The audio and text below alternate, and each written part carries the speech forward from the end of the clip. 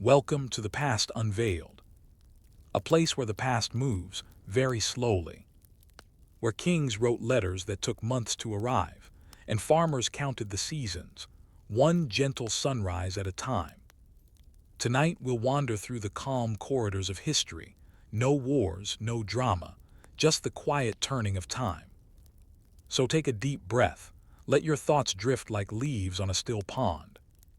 And if you find peace in these sleepy stories, you can like, comment, and subscribe, not out of urgency, but simply whenever you wake up.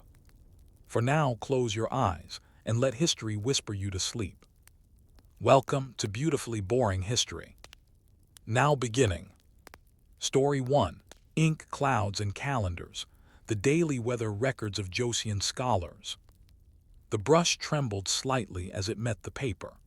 The monk scholar Lee Jiao carefully drew a horizontal line across the Hanji scroll, marking the division between morning and afternoon. It was a practice he had done every day for decades, recording the weather in exquisite, exacting detail. It was the 12th day of the 8th lunar month in the year 1711, during the reign of King Sukjong of the Joseon dynasty.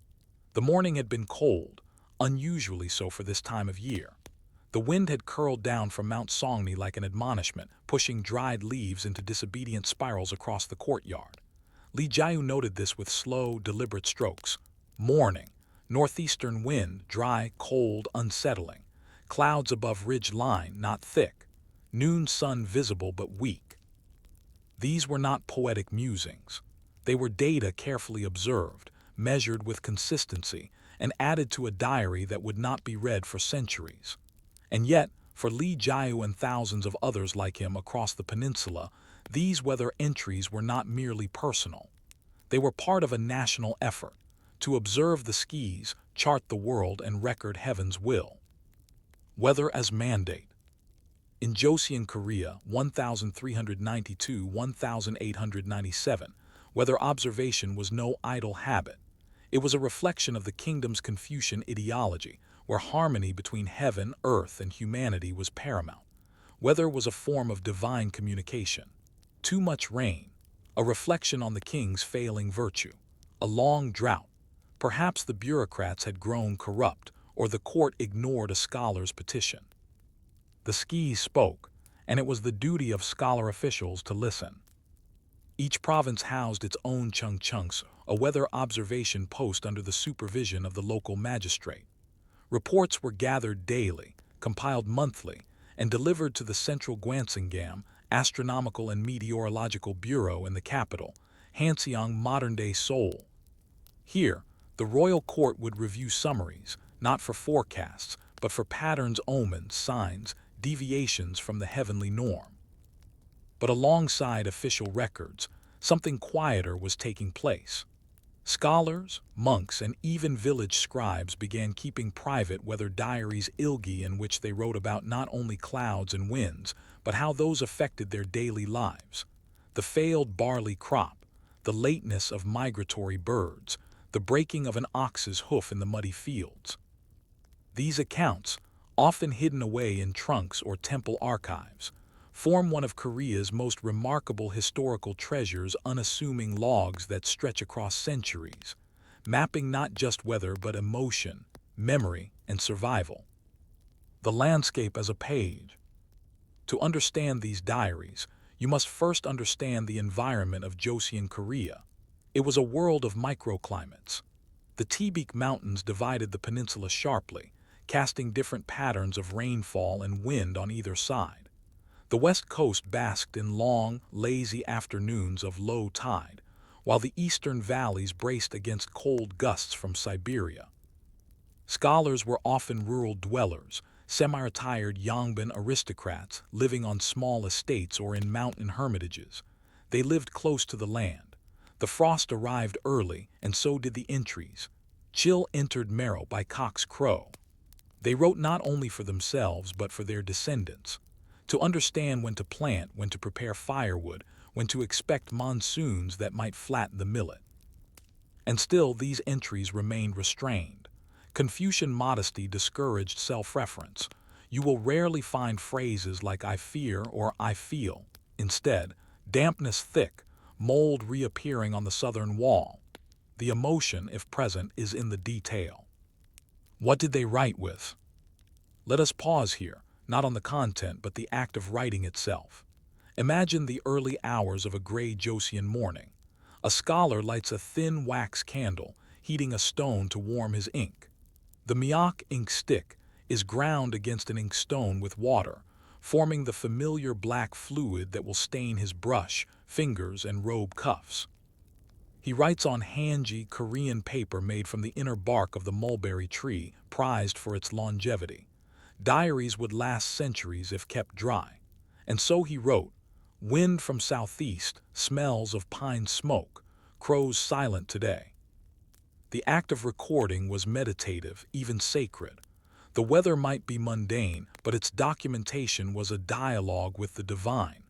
Heaven was watching, and it was polite wise, even to respond. Patterns and predictions.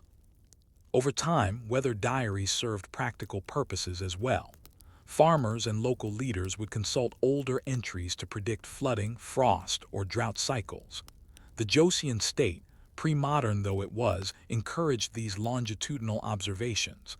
Anomalies were to be noted. If snow fell in May, it was to be logged and reported. If no frogs sang in April, that too was marked. Even today, climate scientists and historians consult these diaries to reconstruct ancient weather patterns. Through the dry lines of a scholar's 300-year-old ilgi, one can trace volcanic eruptions in Indonesia, solar dimming, even correlations to El Niño. In this way, the entries echo forward quiet voices from a time before satellites, when the sky was still the only screen to look up to. The archives we almost lost. Most weather diaries were personal. As such, they were not considered worthy of formal archival. Many were lost to time, fire, war, and neglect. A few were preserved by accident, tucked into Buddhist monasteries, or sealed in family chests untouched for generations. In the late 20th century, scholars began to realize the depth of information contained in these mundane records. Today, the largest surviving collections are in regional libraries and universities. Some have even been digitized, allowing global researchers to study centuries of Korean weather with granular precision. One diary, discovered in Andong, contained continuous entries from 1777 to 1853. Another, found in a dilapidated Confucian school, offered a near-daily account of local weather, crops, and bird migrations across 62 years. These were not great historical treatises. They were not written for fame or publication. They were, like the weather itself, reliable, routine, and quietly profound. The emotional weather. It is tempting to see these diaries purely as data, but between the lines, one senses something deeper. In the description of a mist that refused to lift, is there not weariness? In the entry noting no sound but woodpecker on the day after his wife's funeral, is that not grief? The weather was not only around them, it passed through them. Even now, in an age of hyper-precise meteorology, these old weather diaries ask something gentle of us: to observe, to sit, to feel the wind and make note, not just for utility but for meaning. As Lee Jayu closed his diary on that cold day in 1711, the ink not yet dry, he likely thought nothing of it. Another entry, another day.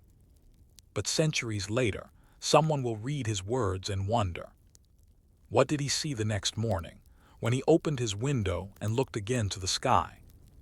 As the sun rose again over the tiled rooftops of Hanseong, it bathed the capital's walls in amber light. The court was stirring, and somewhere in the inner compound of the Gwansingam, a low-ranking official was reviewing a stack of paper dispatches from the provinces. Each report contained columns of weather data, temperature shifts, wind directions, rainfall amounts, and notations of strange occurrences like untimely hail or frost in midsummer. To most, such records would seem mundane, but within the Confucian logic that structured Joseon governance, The weather was not simply weather, it was performance feedback from the heavens. For rulers who styled themselves as intermediaries between heaven and earth, ignoring these messages would be unthinkable. Weather as a tool of statecraft.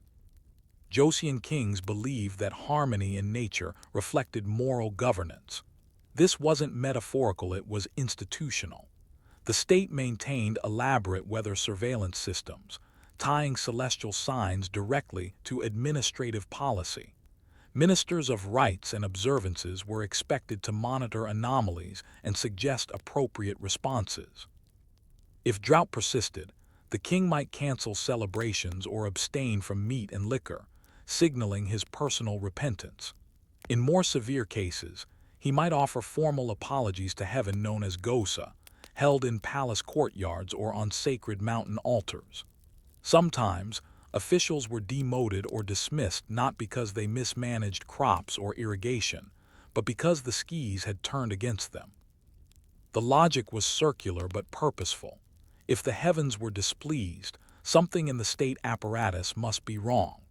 And it was through the diligent, daily observations recorded in weather diaries and transmitted to Hanseong that this cosmic performance review was conducted.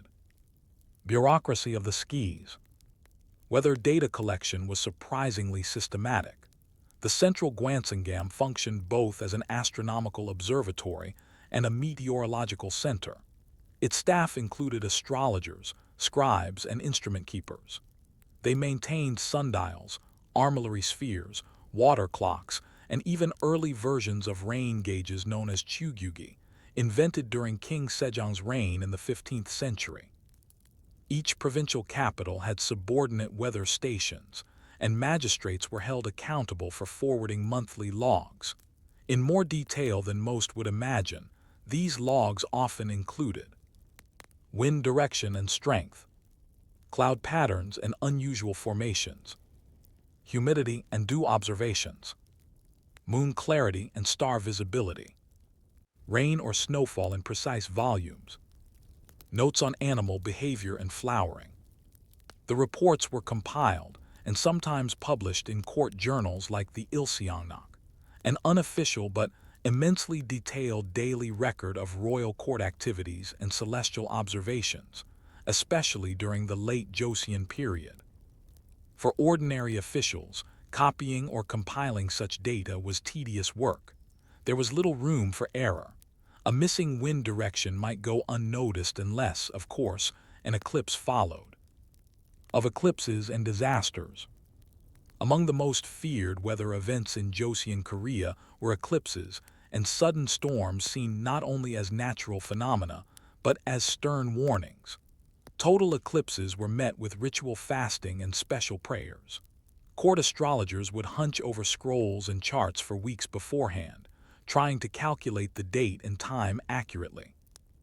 If they were wrong, the fallout could be swift. An eclipse arriving earlier than predicted could mean embarrassment or even disgrace for the observatory. A miscalculation might be interpreted as the gods turning their faces away from the court's scholars, a cosmic vote of no confidence. One famous record from 1763 notes a panic in the capital after a surprise thunderstorm struck during a midsummer procession. The lightning struck the palace gates.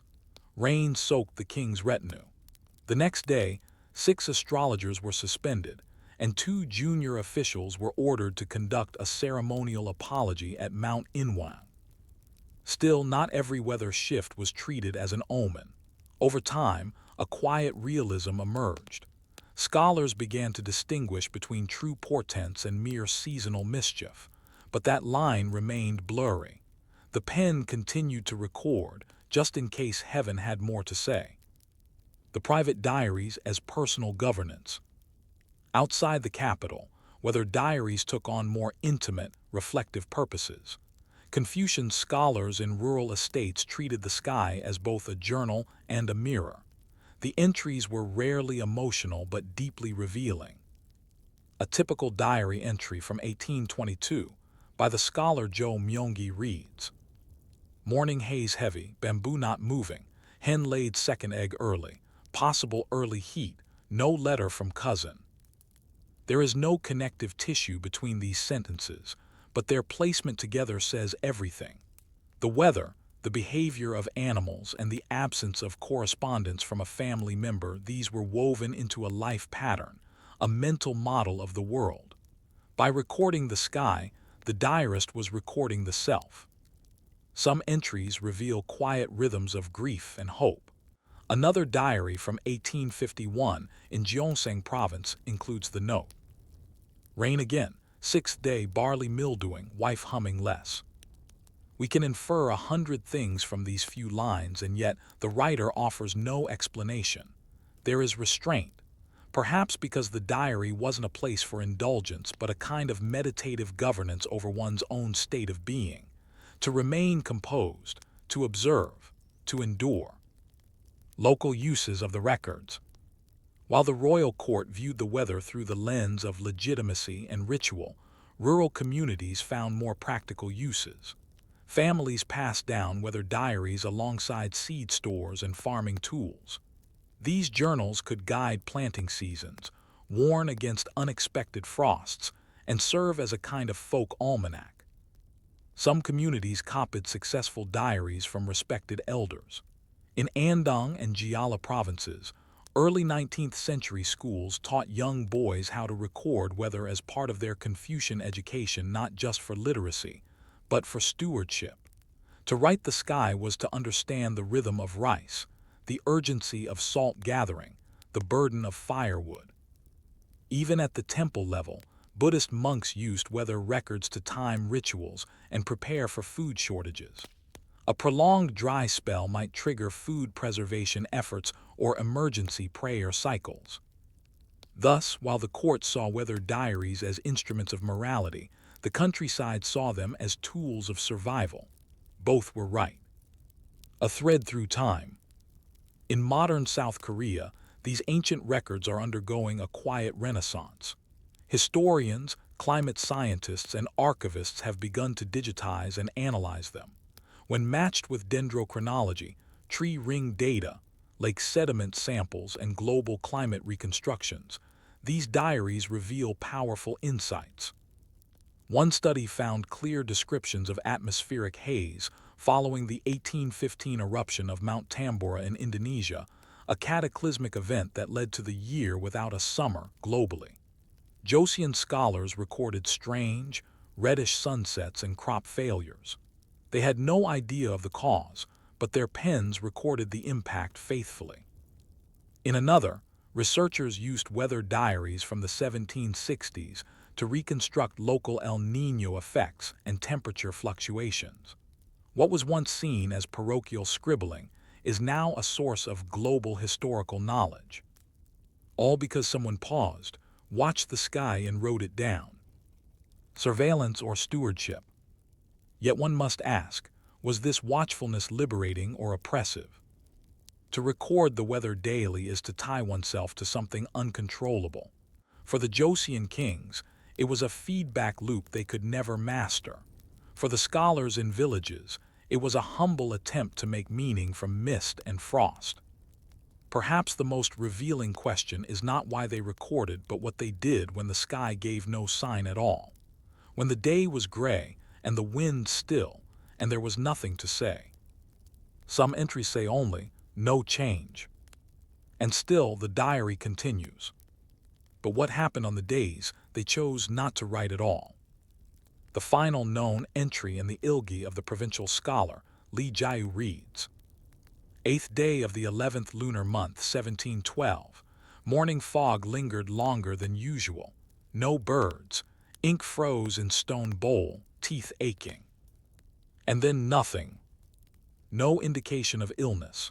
No final note to family. The ink froze, and perhaps so did time.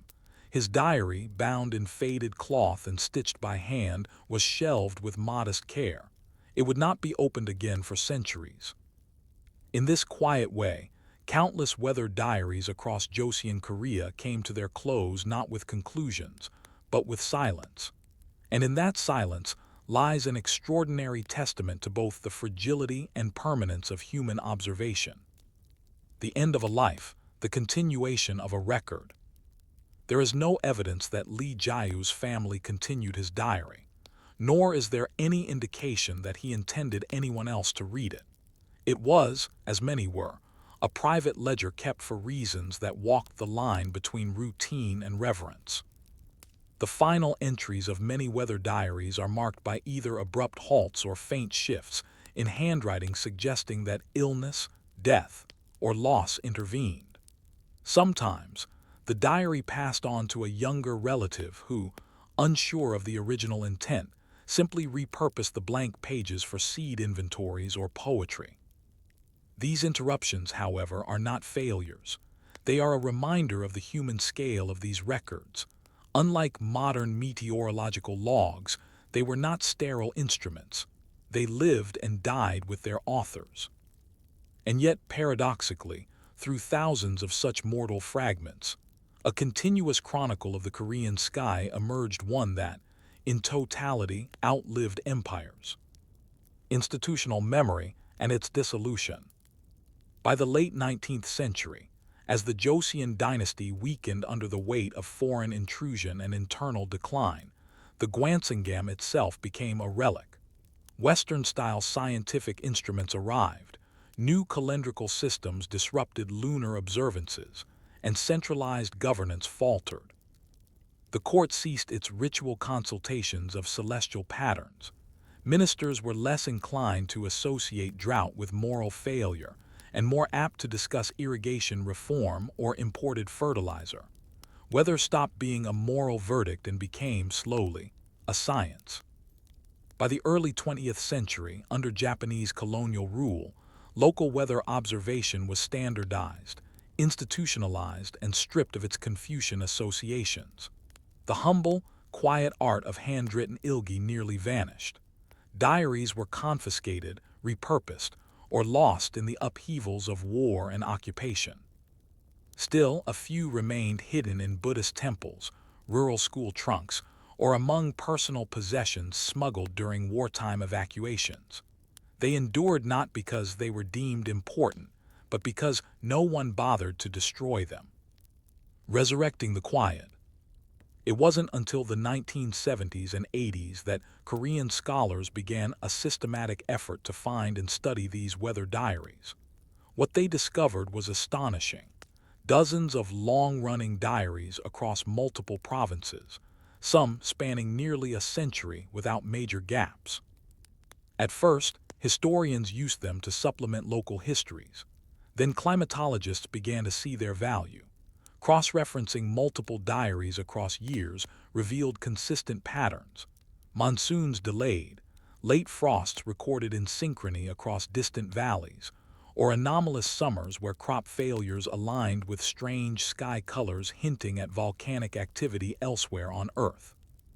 These ancient notes became evidence not only of weather, but of attention, discipline, and the unglamorous diligence of daily life.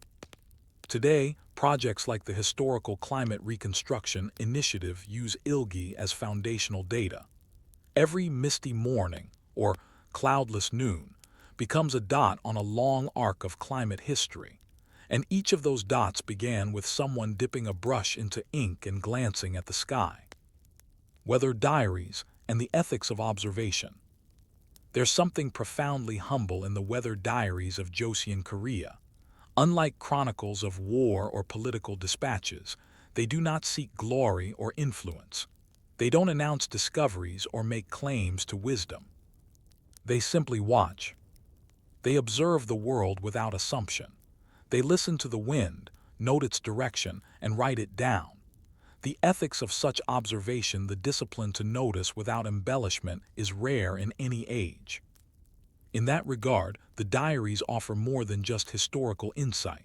They offer a philosophy, a way to live. To wake each day and ask, without urgency or distraction, what is the sky doing now? To write not for publication, not for performance, but to preserve presence. The global echo. The tradition of weather diaries is not unique to Korea. Monks in medieval Europe tracked rainfall and frost. Samurai in Edo, Japan, documented cloud types and humidity. Farmers in pre-Columbian America recorded seasonal patterns using oral mnemonics and carved calendar stones. But the Korean ilgi are unusual in their longevity, uniformity, and modesty. They exist at the seam between science and poetry, between governance and solitude. Even as the modern world buzzes with satellite data, climate apps, and digital forecasts, these old diaries remain relevant. They remind us that knowledge begins with noticing, and noticing begins with stillness. The legacy in modern life.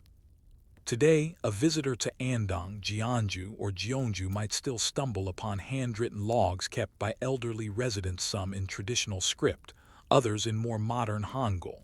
Some record only temperature and humidity. Others add personal notes. Wind made granddaughter cry. Clouds moved like old silk. In Seoul, the National Meteorological Museum houses several early Chugyugi rain gauges, alongside diary fragments etched with water stains. Visitors often pass them by, preferring the dramatic displays of typhoons or storm footage. But the diaries wait. They do not demand attention. They never did. That is their strength.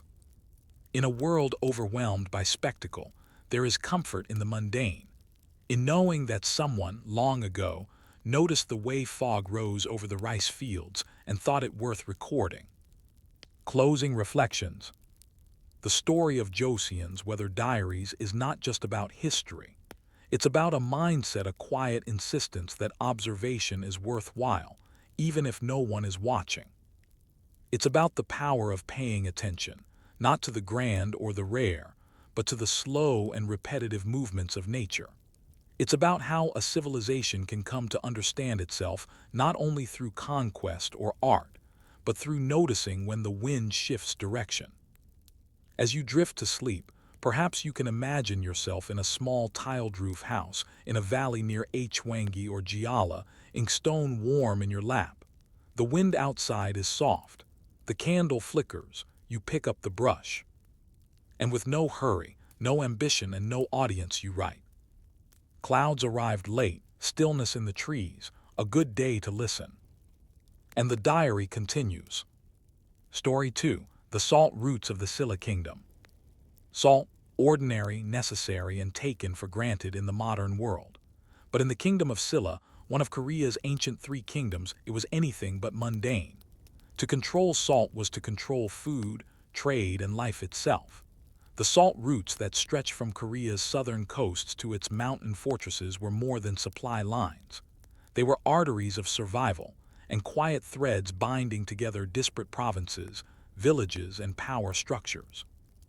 Before kingdoms were unified, before roads had names, salt shaped the rhythms of ancient Korea in slow, deliberate ways, carried on ox carts, in straw bundles, on the backs of fishermen, and between the calloused fingers of those who harvested it from mud and tide. In this section, we'll explore how salt, though unremarkable to modern eyes, formed one of the essential logistics networks in Silla, Korea, and how the ancient roots forged by salt traders would echo far beyond their quiet origins. The Silla Kingdom and its geography.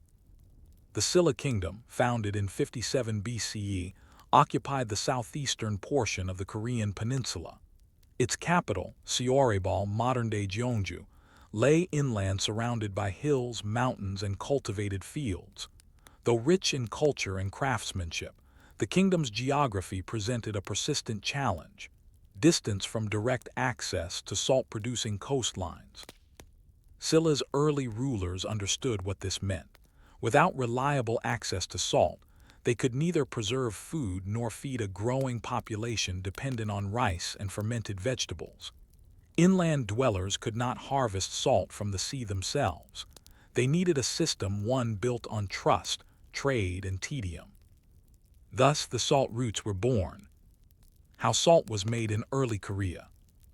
In the southern regions of modern-day Jeollanam-do and Gyeongsangnam-do, salt was produced in tidal flats through primitive but effective evaporation methods. Workers would dig shallow pans near the coast and allow seawater to evaporate under the sun. What remained was a crust of salt, coarse, mineral-rich, and slightly gray. Harvesting this salt was labor-intensive. It involved stirring the brine, scooping the drying salt, and packing it carefully into breathable containers to avoid rot or contamination.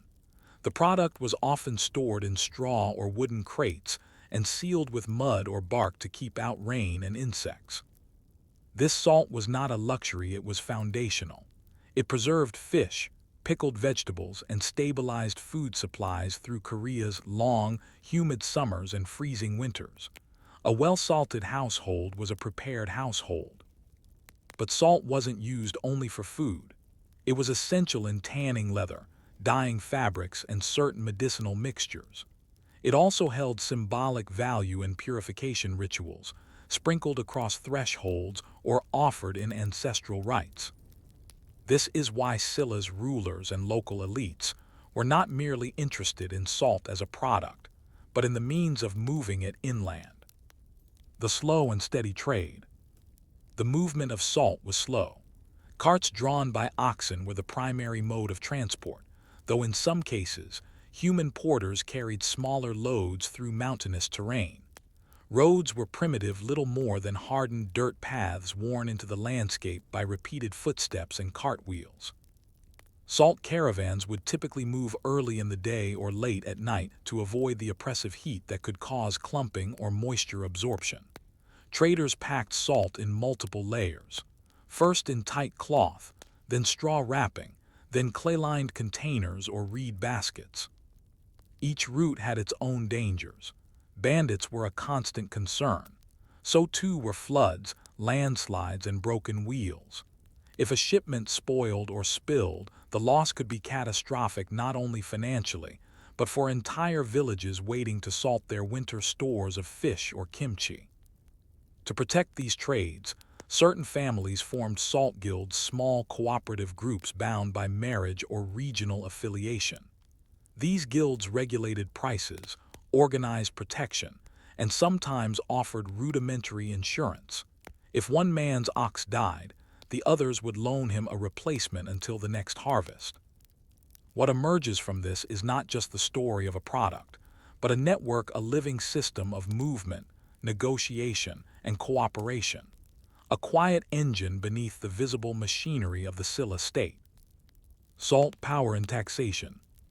Because of its essential nature, salt eventually became entangled in governance.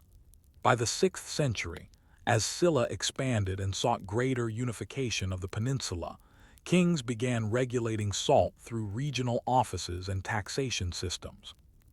Salt was often used as a tax in kind, meaning that farmers or fishermen could pay a portion of their dues to the crown in salt rather than coin. This made practical sense. Coinage was limited and unevenly distributed, while salt was universally needed. Salt taxes were levied based on household size and region. Inland provinces paid more per unit, while coastal zones were expected to produce salt in surplus. Officials kept ledgers of salt flows, measuring it by weight or volume in ceramic urns called jangun. These systems weren't always fair. Corruption was frequent. Records from later periods hint at salt officials inflating measurements or skimming from shipments before they reached the capital. But still, the system functioned, year after year. Salt arrived in Siorebal. Markets sold it at regulated rates. Fishermen in Daegu salted their mackerel. Potters in Ulsan used it to cure glazes. Monks in mountain temples preserved radishes and seaweed for the long winter. The salt kept moving. Mapping the salt routes. Archaeologists and historians have traced remnants of these routes through patterns of settlement and infrastructure. Villages with unusually large storage pits or road widths often align with historic salt paths. Stone markers Siakpyo sometimes appear near ancient paths, indicating distances or clan ownership of a particular stretch of road. These routes were not grand or ceremonial. They did not feature in royal processions or mythic tales. They passed through bogs, along rivers, and under low-hanging branches. They were quiet, workmanlike arteries keeping the body of the nation alive, one sack of salt at a time. There is no record of any grand Salt Road festival, no epic poem about the salt porters. And yet, without them, the kingdom's granaries would have spoiled, its pickled stores rotted, its farmers weakened, and its armies hungry. There is power in this invisibility. Salt did not need to be glorious, it just needed to arrive. Salt in social class. The production and transport of salt was rarely a noble enterprise. It was the domain of the lower classes: fishermen, traders, craftsmen. Yet, paradoxically, control over salt distribution was a common way for local elites to gain influence. Some Yamban families held monopolies over certain salt-producing regions, granted by royal decree. Others operated semi-legal salt routes outside of the state taxation system, an early form of black market logistics. These activities were tolerated so long as they didn't interfere with royal supply chains or destabilize pricing. This ambiguity created a dynamic where humble laborers shouldered the work, while wealthier families profited from organizing and regulating it. Still, interdependence grew. Salt needed workers, and workers needed sponsors. In time, entire villages grew up around salt trade stations, forming a kind of parallel infrastructure to the more visible royal roads. Salt in the sacred. Salt also held sacred meaning. It was used in purification rituals, funerary rites, and seasonal ceremonies. When new homes were built, salt was sprinkled across thresholds to ward off misfortune. Shamans carried small salt pouches to cleanse spaces of bad spirits. Buddhist temples kept salt stores not only for food, but for offering rituals. In certain mountain monasteries, monks marked the calendar not by festivals but by salt shipments. Next prayer cycle begins when the salt arrives. This quiet symbolism gave salt a dual identity. It was base and essential, but also sacred, a connection between body and spirit, earth and intention. And so we ask, how many hands touched a single grain of salt before it reached the lips of a Silla noble? And what happened when just once it did not arrive? It was the third month of the lunar year, near what is now the coastal city of Yosu. The skis were heavy with spring rain, and the tide pools, normally glistening with salt pans left to dry under the sun, sat flooded and silent. The workers, mostly fisherfolk and peasants, watched helplessly. Salt production had halted. No sun, no salt. No salt, no shipments. In Ciarebal, weeks inland, the market shelves emptied of salted fish and pickled greens. Merchants arrived late. When they did, they brought smaller quantities and higher prices. For the wealthy, it was an inconvenience. For the poor, it was a crisis. Salt routes, as vital as they were also vulnerable. In this section, we explore what happened when salt did not come, how nature, politics, and war all conspired at times to bring this quiet supply chain to a grinding halt, and what the consequences were when they did. When the weather turned, salt production along Korea's southern coast relied on clear skies and steady tides. Even in ideal conditions, the salt harvest was not guaranteed. A series of rainy weeks, a summer storm, or unusually high tides could wipe out entire batches of evaporating brine. Salt pans, once dry and crystalline, would return to murky puddles of waste. In the Silla era, meteorological science was rudimentary. Farmers and salt workers relied on lunar cycles, animal behavior, and generational wisdom. Still, the sea was unpredictable. Monsoons could arrive early. Typhoons, though rare, did strike, sending salt farms into ruin and upending the trade routes they supported. In some years, records suggest salt shortages across multiple provinces. One text from a 9th century temple ledger in Hwanggidu mentions. Third month, salted fish shipment did not arrive. Vinegar and mountain herbs used instead. Prayer rituals shortened due to food scarcity. This seemingly unimportant note reveals how interlinked salt was with everything else from religious observance to dietary stability. When the salt didn't come, entire routines shifted. Raids and disruptions. In the later centuries of Silla, the kingdom's borders became more porous. External threats, including Balhae incursions from the north and Japanese pirates, Uigu, along the southern coasts, disrupted salt production and transportation. Salt, being compact and valuable, was an ideal target for raiders. Pirates often attacked storage houses near salt pans, stealing not just food, but the precious mineral that preserved it. This led to a practice where villagers buried salt stores underground or hid them beneath straw mats in forest shelters, turning trade into a form of cat and mouse. One merchant record from Jeonju, then Seoribal, notes, 6 oxen lost, 2 carts overturned.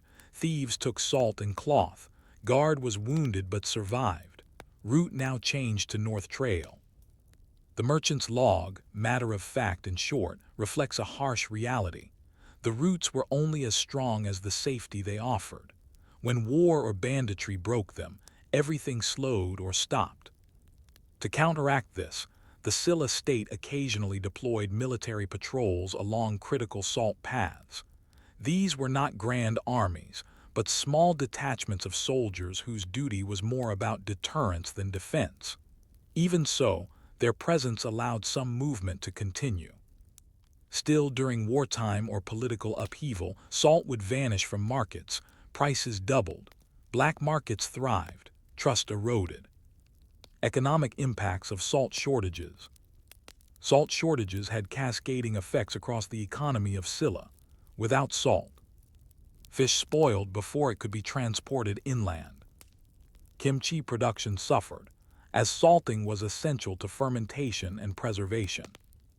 Grain storage became riskier, rodents and pests were harder to repel. Livestock health declined, as salt was part of animal feed in certain regions. Temple rituals were shortened or altered due to lack of purified offerings. In Seoribal, elite families could afford to hoard salt. Their stores were often underground and guarded, but poorer families and monks suffered.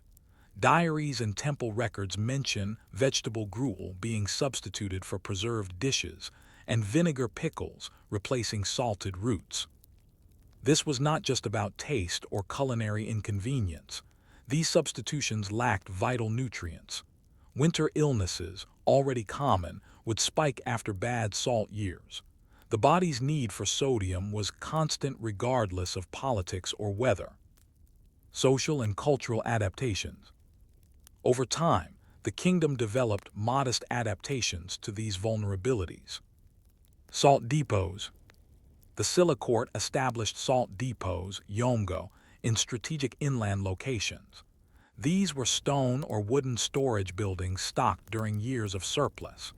When shortages hit, salt was rationed usually through religious institutions or local administrators. Alternative salting methods.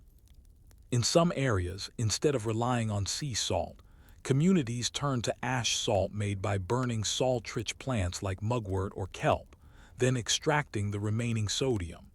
Though less effective and more bitter, it provided a crucial stopgap. Fermentation without salt. Buddhist vegetarian practices inspired some salt-free preservation techniques. Monks developed methods of fermenting soybeans and vegetables using time and pressure rather than brine. These methods were slow, and the results often less stable, but in lean years they filled a vital gap. Inter-village agreements. Salt-sharing pacts emerged between coastal and inland villages. Some of these were familial cousins separated by geography, sending regular shipments. Others were commercial, forming early cooperative trade agreements. One village might promise a winter supply of millet in exchange for a summer store of salt. These adaptations were not dramatic. They were slow, pragmatic, and rooted in survival. Yet they reveal the resilience of a people bound not just by political loyalty, but by necessity. Political exploitation and collapse. Ironically, as Silla declined in the late 9th century, salt became a tool for political manipulation. Regional warlords and provincial governors who broke away from central authority often seized control of salt production zones. Some imposed harsh taxes or banned salt exports to rival regions. Others used salt as currency, offering it to mercenaries or temples in exchange for allegiance. In one case, a governor in modern-day Busan issued his own tokens redeemable for salt at local depots. This political fragmentation turned salt from a necessity into a weapon. The once cooperative routes became contested zones.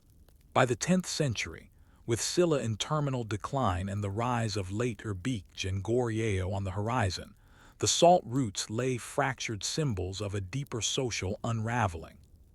Still in some valleys the paths remained.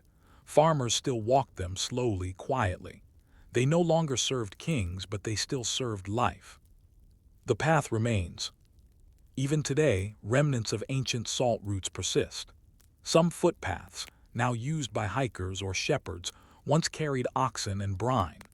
Village names still bear traces of their salt history. Terms like Yeomrai, salt village, or Yeomjian, salt field, dot southern Korea's landscape. Archaeologists have uncovered broken clay salt jars buried near trails. Local legends still recall the salt men, who came once a season, wrapped in straw, faces hidden under wide hats, announcing their arrival with a wooden bell. And while the Silla kingdom has long since faded into history, the memory of these roots remains, not in epic tales, but in the muscle memory of places, paths beaten into the earth not by warriors, but by those who carried salt. So if a kingdom can rise and fall by salt, what else in our daily lives, silent, ordinary, holds the power to bind a people together? At the edge of a forest near Namhe, a local villager places a smooth, white stone on a moss-covered stump. It's not a ritual in any official sense. There are no chants, no robes, no observers. But she does it every year. Her grandmother did too. The stone is a placeholder for salt. The story, passed down by oral tradition, tells of a trader lost on the route between Yosu and Daegu. He was carrying sacks of salt, caught in an early snow, and never made it through the pass. His village, deprived of his delivery, struggled through the winter. The stone is placed to honor that unnamed man and to remember what was carried and lost along the way. In this final section, we explore how the memory of salt endures not in official monuments or epic histories, but in the slow currents of oral tradition, cultural habits, and the landscapes once traversed by ox carts and bare feet. We'll look at the afterlife of the salt routes and what they tell us about the subtle architecture of resilience. Salt's invisible threads. After the fall of Silla in 935 CE, the peninsula entered a turbulent era marked by political fragmentation and warfare. The Goryeo dynasty rose in its place, eventually unifying the land once more. While royal capitals shifted and new powers emerged, the fundamental need for salt remained unchanged. Interestingly, the salt routes of Silla did not vanish, they morphed. Goryeo administrators inherited many of the same supply lines, sometimes renaming villages or relocating salt depots, but the infrastructure remained. Trails etched into the earth by centuries of footfall persisted, worn deeper by each new generation. The routes became part of the land's fabric. Even as Korea's transportation improved and state infrastructure modernized, many post roads, pilgrimage paths, and market routes traced the same geography as the ancient salt roads. Some scholars refer to this continuity as cultural topography, the way economic need and daily repetition build invisible paths in the land. A salt route was never just a road, it was a habit, a memory laid down in stone, mud, and motion. Oral memory and local legends. Few written records of individual salt traders survive, but the oral histories do. In fishing villages along the southern coast, Jeoje, Gohyung, Tangyong, there are folktales of salt carriers who braved tigers, storms, and thieves. These tales are quiet, sometimes half-remembered but deeply rooted. In one story from Hadong, an old man recalls his grandfather walking to the same spot every solstice to greet the mountain that gave him salt. He didn't mean the mountain made salt, but that it allowed safe passage to those who carried it through. Another tale, more whimsical, tells of a boy who salted the wrong side of fish and angered the sea god. He was forced to repeat the task every day until he learned patience and care. The moral was not culinary, it was about duty, repetition, and respect for the unseen. These stories, while not formally recorded, carried essential truths.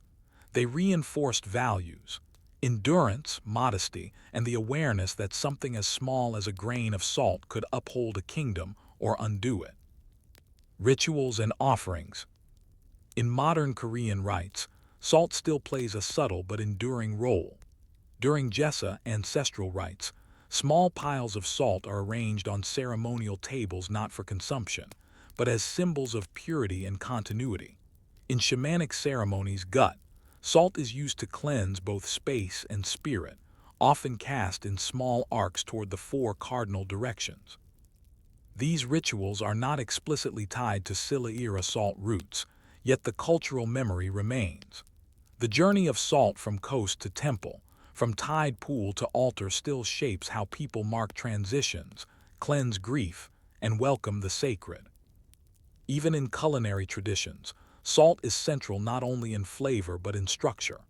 The making of kimchi, doenjang, fermented soybean paste, and jiakgul, salted seafood, relies on inherited ratios passed down from grandmothers who never measured by grams, only by hand feel and season.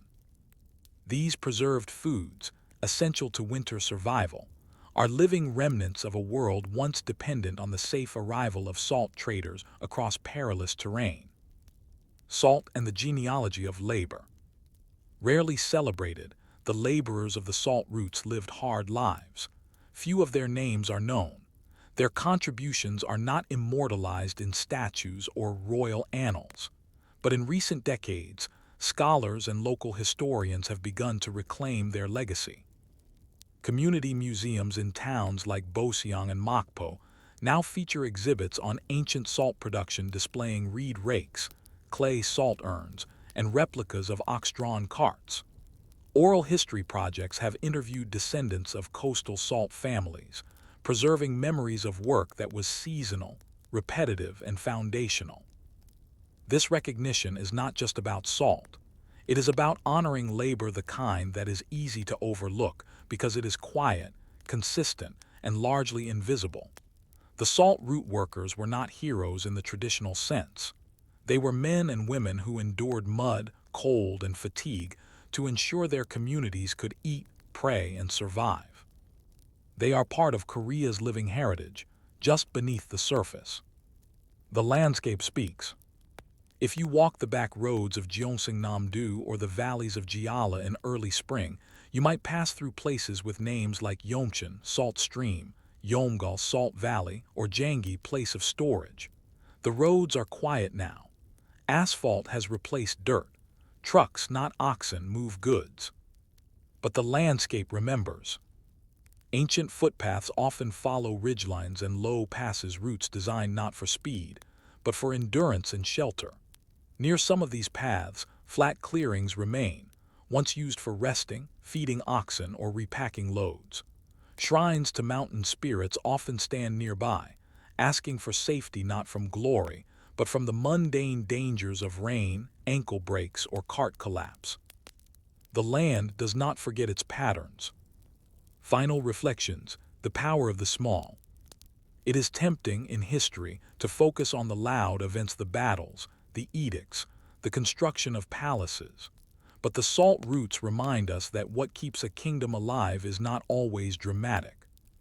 It is the slow, steady movement of goods, the uncelebrated networks of labor, the shared assumptions that the fish will be preserved, the kimchi will last, the offerings will be clean. Silla's salt routes were not spectacular. They were not meant to be. They were dependable, and in their dependability they held a kingdom together. As we reflect on this history, it becomes clear. The roots are gone, but the rhythm remains. Every preserved dish, every small offering of salt on an altar, Every village name whispering of white minerals and coastal wind, these are echoes of that ancient, invisible highway. A reminder that sometimes the most powerful legacy is one that simply continues. And so, if history is written by the victors, who writes the legacy of those who carried salt? Story 3. A farmer's year in Goryeo, rice, rains, and routine. The rooster crowed long before dawn, somewhere beyond the fog-damp edge of the paddies. An Jai-ho, a farmer in the province of Cheongju during the Goryeo dynasty, stirred beneath his straw mat, already alert to the familiar aches of early spring. It was the third day of the second lunar month in the year 1127. The night had been cold, but the ground had softened slightly with the first rains. Today, Jai-ho would begin furrowing. Not plowing, not yet. This was just marking the fields, tracing lines where water would later flow, where rice seedlings would eventually be nestled like sleeping infants into the mud. He would not record this in any official book. There were no royal scribes to witness him bend to the earth, but through Jai-ho and thousands like him, the kingdom endured. This section begins the journey of a Goryeo farmer through a full agricultural year. It is not a story of conquest or decree. It is a story of repetition, routine, and survival woven into the rains and soil, quiet as footsteps on straw mats, long as the shadow of a full year. Goryeo in the 12th century. Before we trace Jai-ho's steps, let us set the frame. The Goryeo dynasty, 918–1392, governed a unified Korean peninsula with a sophisticated bureaucracy, Buddhist influence, and strong aristocratic rule. While royal records, temple construction, and foreign diplomacy dominate most accounts of the period, 90% of the population lived in villages, tied to the land, farming, bartering, enduring. Land was everything. Land ownership determined status, tax burden, and legacy. The state maintained a complex system of land allocation called Jeonsigwa, where land was granted to officials in return for service. But most commoners like Jai-ho were tenant farmers, renting land from Yongbin nobles or temples. In return, they paid a portion of their harvest, often a third or more. And so the agricultural year began not in freedom, but in obligation. But to survive, to endure, the land had to be understood as intimately as family. Spring preparing the earth. By the second month of the lunar calendar, Goryeo's fields began to stir. Jai-ho's first task was clearing the dikes and channels that bordered the paddies. Winter rains and frost warped the edges. Weeds crept in. Each step into the cold water sent a shiver through the bones, but it had to be done. A blocked channel in April meant a ruined field in June. Then came the plowing. Oxen were brought out, still lean from winter, fitted with wooden yokes. Jai-ho owned no ox himself. He and 3 other families shared one, coordinated on a strict weekly rotation. The ox was as much a community project as a tool. If it fell ill, they all suffered. The wooden plow, weighted with iron tips, cut through the softened earth. Jai-ho followed barefoot, steering with one hand and swinging a reed switch with the other. The work was slow and exhausting. His feet often bled by midday. But the smell of newly turned earth, loamy, cold, promising, was a reward in itself. Seedbeds and rituals. Before the main planting, rice seedlings had to be nurtured in Motbat's small nursery beds.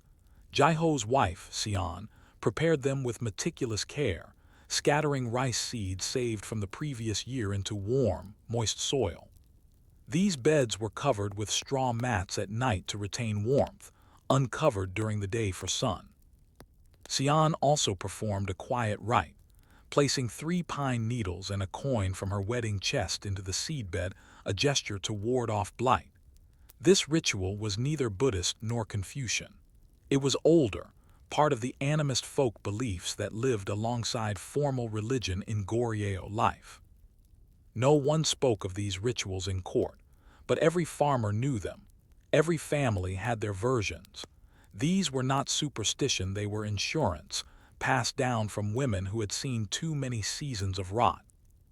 Early summer, transplanting and pest watch. By the 4th or 5th lunar month, when the seedlings reached about a hand's length, it was time to transplant. This was the most labor-intensive part of the year. Transplanting meant pulling each seedling from the nursery and planting it, one by one, into the flooded paddies. The family worked side by side in bent postures, feet sunken in cold water, backs burning under the strengthening sun. Children were assigned lighter rows. Grandparents watched the oxen or cooked simple meals on the field's edge. Work began before dawn and ended only when light failed. The rhythm was constant: scoop, push, press, shift. Scoop, push, press, shift. Mosquitoes swarmed, fingers numbed, but every line of seedlings stood as a promise, a green map of survival. Insects and intervention. By the 6th month, pests arrived. The Goryeo farmer had no access to chemical sprays. Instead, Jaiho used tea talk, a fermented concoction of garlic, chili, and ashes, mixed with water and poured in small trenches to deter insects. Sion hung dried fish heads and river snails along the paddy's edge, believing their smell repelled certain worms.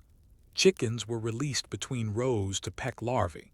Small fires burned at night to lure moths. Still, there were years when none of it worked. In such times, Jaiho would walk to the nearby mountain shrine and leave a token, a carved stone, a folded cloth on the altar. He said nothing. The spirits knew what he wanted. The taxman comes. Goryeo's bureaucratic efficiency extended to its tax collection. By the 7th month, tax agents Chung Nangwan began visiting rural provinces, taking stock of field progress. They arrived on horseback with scrolls and scribes. Jaiho, who could neither read nor write, stood silently as his landlord negotiated. The tax was calculated not on actual yield, but on expected output. A poor harvest would not excuse him. In some years, Jaiho offered extra labor at the local temple in exchange for a portion of their grain stores to cover the shortfall. In others, he bartered with neighbors, offering woven mats, firewood, or salted radish. It was said that surviving a poor harvest required as much diplomacy as it did farming. Summer's end, waiting and watching. By the 8th lunar month, the rice ripened. The fields turned from green to gold. Jaiho would often walk the paddies at dawn, watching for signs of drooping heads, evidence of full, heavy grains. Birds became a threat now. Children were posted with slings. Mirrors and streamers were placed in the fields to startle crows. Rain was both feared and welcomed. Too much and the rice would mold. Too little and the grains would harden. Thunder was watched with apprehension.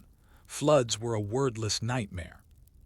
At night, Jaiho lay on his mat, calculating silently. Had he done enough? Would the tax be paid? Would there be enough for winter? In the silence of waiting, nothing could be done but hope. But what happens when the harvest arrives and it is not enough? When labor, ritual, and vigilance still fail to bring in what the land promised? The harvest moon hung low over the fields. It was the 9th lunar month, the season of cutting and counting. The rice paddies, once mirrored surfaces of green and gold, now stood in short, stubby rows, stripped, flattened, and quiet. For on Jaiho, this was not a time of celebration. Not yet. The grain had to be threshed, dried, bagged, and divided. There were debts to pay, taxes to meet, seed to save, and mouths to feed. A single mistake, mildew from poor drying, a miscount in storage could turn success into hunger. In this section, we continue through the second half of the Goryeo agricultural year, from the harvest to the onset of winter, tracing the pressures, procedures, and quiet calculations that governed rural life. For Jaiho and others like him, the work never truly ended. It only shifted from one kind of labor to another. Harvesting by hand.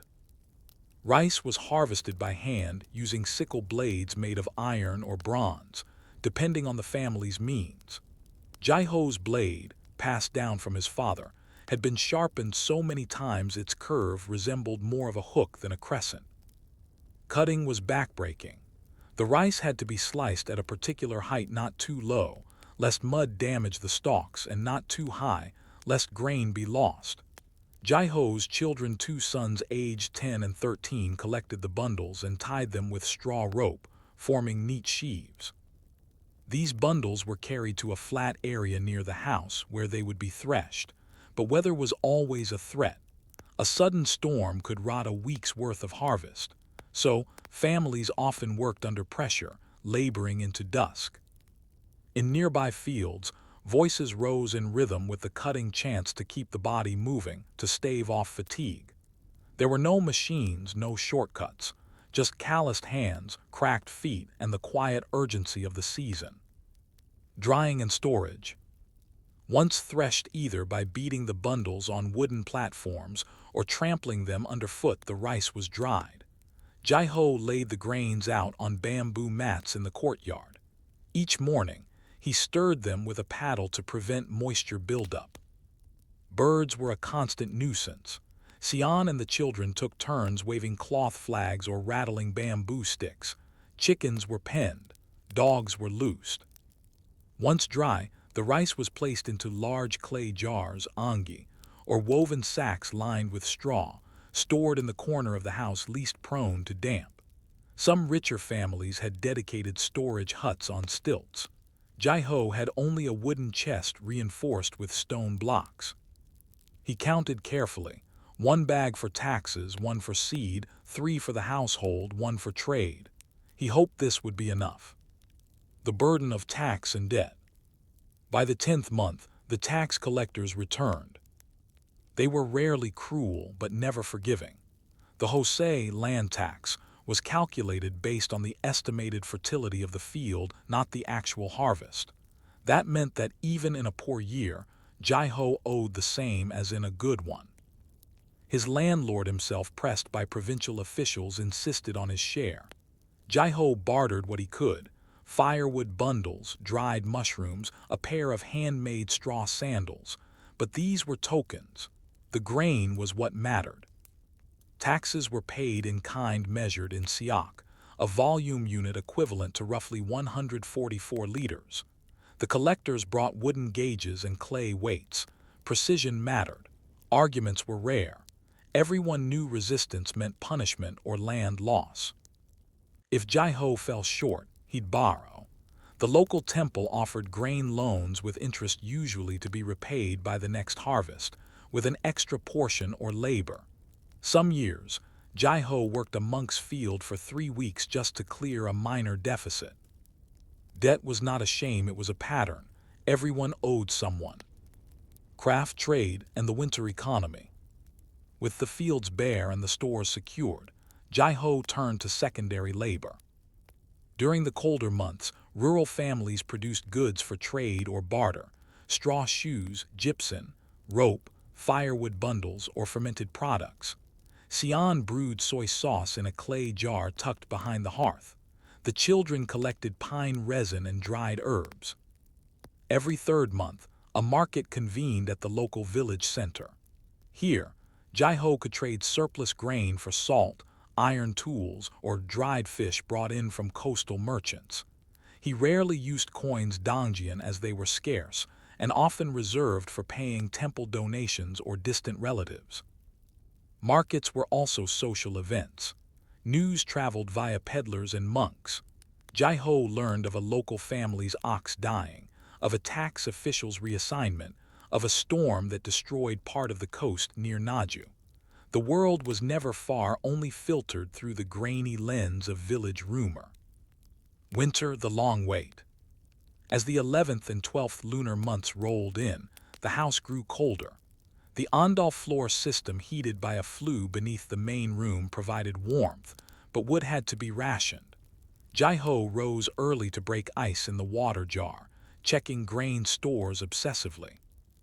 Food was simple: rice gruel, fermented vegetables, dried anchovies. Sion made tidiak rice cake, only for special days: solstice, birthdays, ancestral rites. Jai-ho spent evenings repairing tools, reinforcing the plow, checking the ox harness. The children studied Hunminjeongeum under the tutelage of a traveling Confucian scholar, paid in barley and dried radish. The nights were long but never idle. Faith, ancestors, and ritual.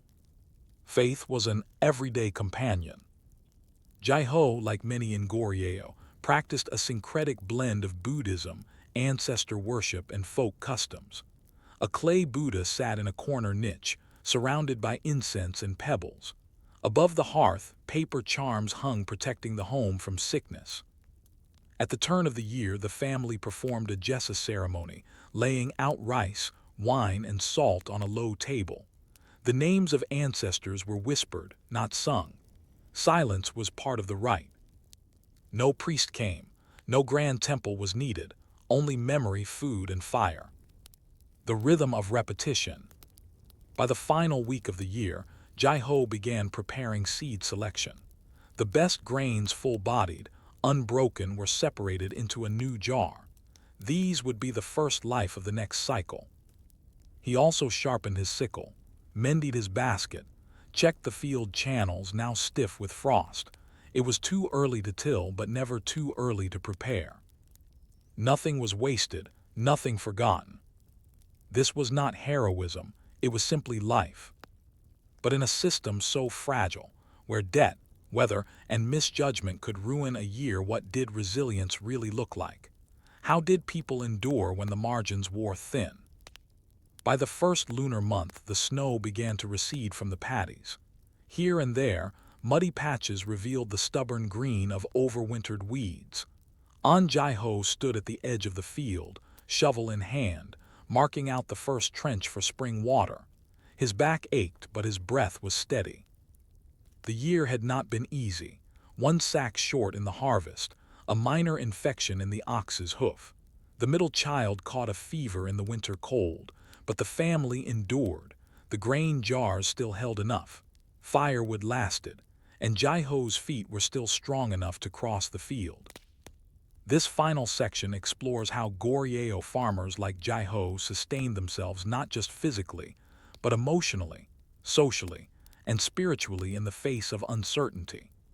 It is the story of how human resilience, so often quiet, unspectacular, and unnoticed, was built into the very soil they tilled. Hunger years and scarcity cycles. Famine was not constant, but it was regular. Most Goryeo farming families could recall at least one bad year in their lifetimes, and older villagers told stories of true hunger. People eating tree bark, acorns ground into bitter meal, families sending children to temples to be fed by monks. The Goryeo court kept emergency grain reserves, jubang, in regional warehouses. In theory, these stores were released during disasters. In practice, access was uneven. Corruption, favoritism, or mere distance could determine whether a village received aid. In lean years, Jai-ho's family relied on foraging, bracken fern, mugwort, mountain root vegetables. Barter, trading woven mats or firewood for grain at temple stores. Charity, local temples sometimes offered rice gruel juk to the poor during Buddhist holidays. Community pooling. Families often banded together, lending grain or labor in informal pacts that rarely saw written record but were deeply honored. Scarcity was managed not with individual strength, but collective awareness. Jai-ho never thought of survival as a solitary act, it was a shared rhythm. The cycle of obligation. Goryeo farmers lived in a constant web of obligation. To survive was not only to till the earth but to manage relationships. Jai-ho owed rent to his landlord, in rice or labor. Tax to the provincial officials, in kind or goods. Offerings to the temple, in barley, candles, or incense. Help to his neighbors, in times of illness or flood. Guidance to his children, in farming skills and rights. These obligations were burdens, but also structure. They gave meaning to repetition. A person who honored their debts was remembered with respect. A farmer who gave from his own store in a bad year became a village name. Reputation was a kind of currency. It could not be measured, but it could buy loyalty, protection, or even mercy. Women's work and invisible labor. Sion, Jaiho's wife, never traveled more than a few rai from the village. She could not read, held no official title, and made no entries in any ledger. And yet, the survival of the household rested as much on her hands as on Jaiho's. Sion's duties included preparing seed beds, preserving vegetables and fermenting pastes, managing household stores, foraging and drying herbs, organizing ritual offerings and family rites, teaching daughters the rhythms of labor and observance. In winter, she sewed garments from hemp or cotton. In summer, she wove baskets. Her hands bore the marks of work invisible to the tax collector, but essential to the rice bowl. Even today, historians struggle to account for the full weight of women's labor in Goryeo society. But in every paddy field, every jar of preserved food, every clean home, their presence shaped the year. Mindfulness through ritual. In Jaiho's home, spiritual life was not confined to temples or monks. It lived in daily gestures. A bow to the family altar each morning. A pinch of rice thrown to the hearth spirit before meals. Incense lit after the evening meal, smoke drifting toward the beam where ancestors were said to rest. These rituals were not grand or dramatic. They were steady, grounding acts, ways to remember that survival had meaning, that effort was witnessed. Goryeo Buddhism encouraged this view. While the elite commissioned statues and sutras, common villagers embraced the idea of karma, rebirth, and merit through labor. To work honestly, to endure suffering with grace, was itself a form of worship. And when the fields flooded, or the ox fell sick, or the tax came due and the stores ran short, there was prayer, not for miracles, but for strength to persist. Children and the future of the field. By the end of Jaiho's year, his sons had grown taller. His daughter had learned to weave simple rope. His wife had saved a portion of soybean paste that would ferment for next season's stew. Nothing dramatic had changed, but the rhythm continued. And in that rhythm, there was a kind of hope, not bright or boastful, but calm, shaped by generations of adaptation. Children in farming families were not burdens, they were apprentices. Each season taught them patience. Every turn of the moon brought a new task. They learned the feel of good soil, the sound of thunder in distant hills, the weight of a full grain sack on the back. When Jaiho looked at his children, he did not dream of grandeur. He dreamed of continuity, that they would stay, that they would farm, that they would not starve, that they too would rise before dawn to watch the fog creep over the fields, and find in that stillness a kind of peace. The unwritten chronicle. There are no great monuments to Goryeo's farmers. No scrolls preserved their names, no bells were rung in their honor, but their labor, like their lives, was repetitive, essential, and enduring. What they left behind: leveled fields and carved water channels, clay storage jars passed down through families, recipes, tools, and prayers, patterns of survival still visible in modern Korean agriculture. The true history of a kingdom lies not only in its palaces but in the quiet lives of those who fed it, in the furrowed rows, the drying rice, the calloused hands, and in the memory of the field, which remembers every footprint, even long after the farmer has gone. So if history forgets the names of those who carried the field on their backs, do the fields remember? Do the rhythms live on, even when the hands that shaped them fade? Story 4. Royal Seals and Record Keepers. Bureaucracy in the Joseon Dynasty. At the western edge of Hanseong, the capital of the Joseon Dynasty, a narrow courtyard nestled between two low buildings stirred with the rustle of paper and the quiet scratching of brushes. The sun had not yet cleared the eastern hills, but already a dozen scribes sat at their posts, each surrounded by stacks of bamboo-bound documents, government ledgers, and fresh ink stones. Among them was Kang Jinseok, a junior Seungji royal secretary, whose job it was to transcribe and archive royal directives one brushstroke at a time. His fingers were stained black with ink, his shoulders ached with the weight of protocol. But he, like his colleagues, understood one truth. The Joseon dynasty was not ruled by the sword or the bell, but by the brush. In this section, we begin the story of how paper, seals, and relentless record-keeping became the foundation of one of East Asia's most sophisticated bureaucracies. It is a story not of kings or heroes, but of clerks, ledgers, and rules, and of the quiet men who built an empire of order, one document at a time. Joseon's bureaucratic ideals. Founded in 1392, the Joseon dynasty ruled Korea for over 5 centuries. Deeply influenced by Confucian principles, Joseon governance was built on hierarchy, ritual, and scholarly merit.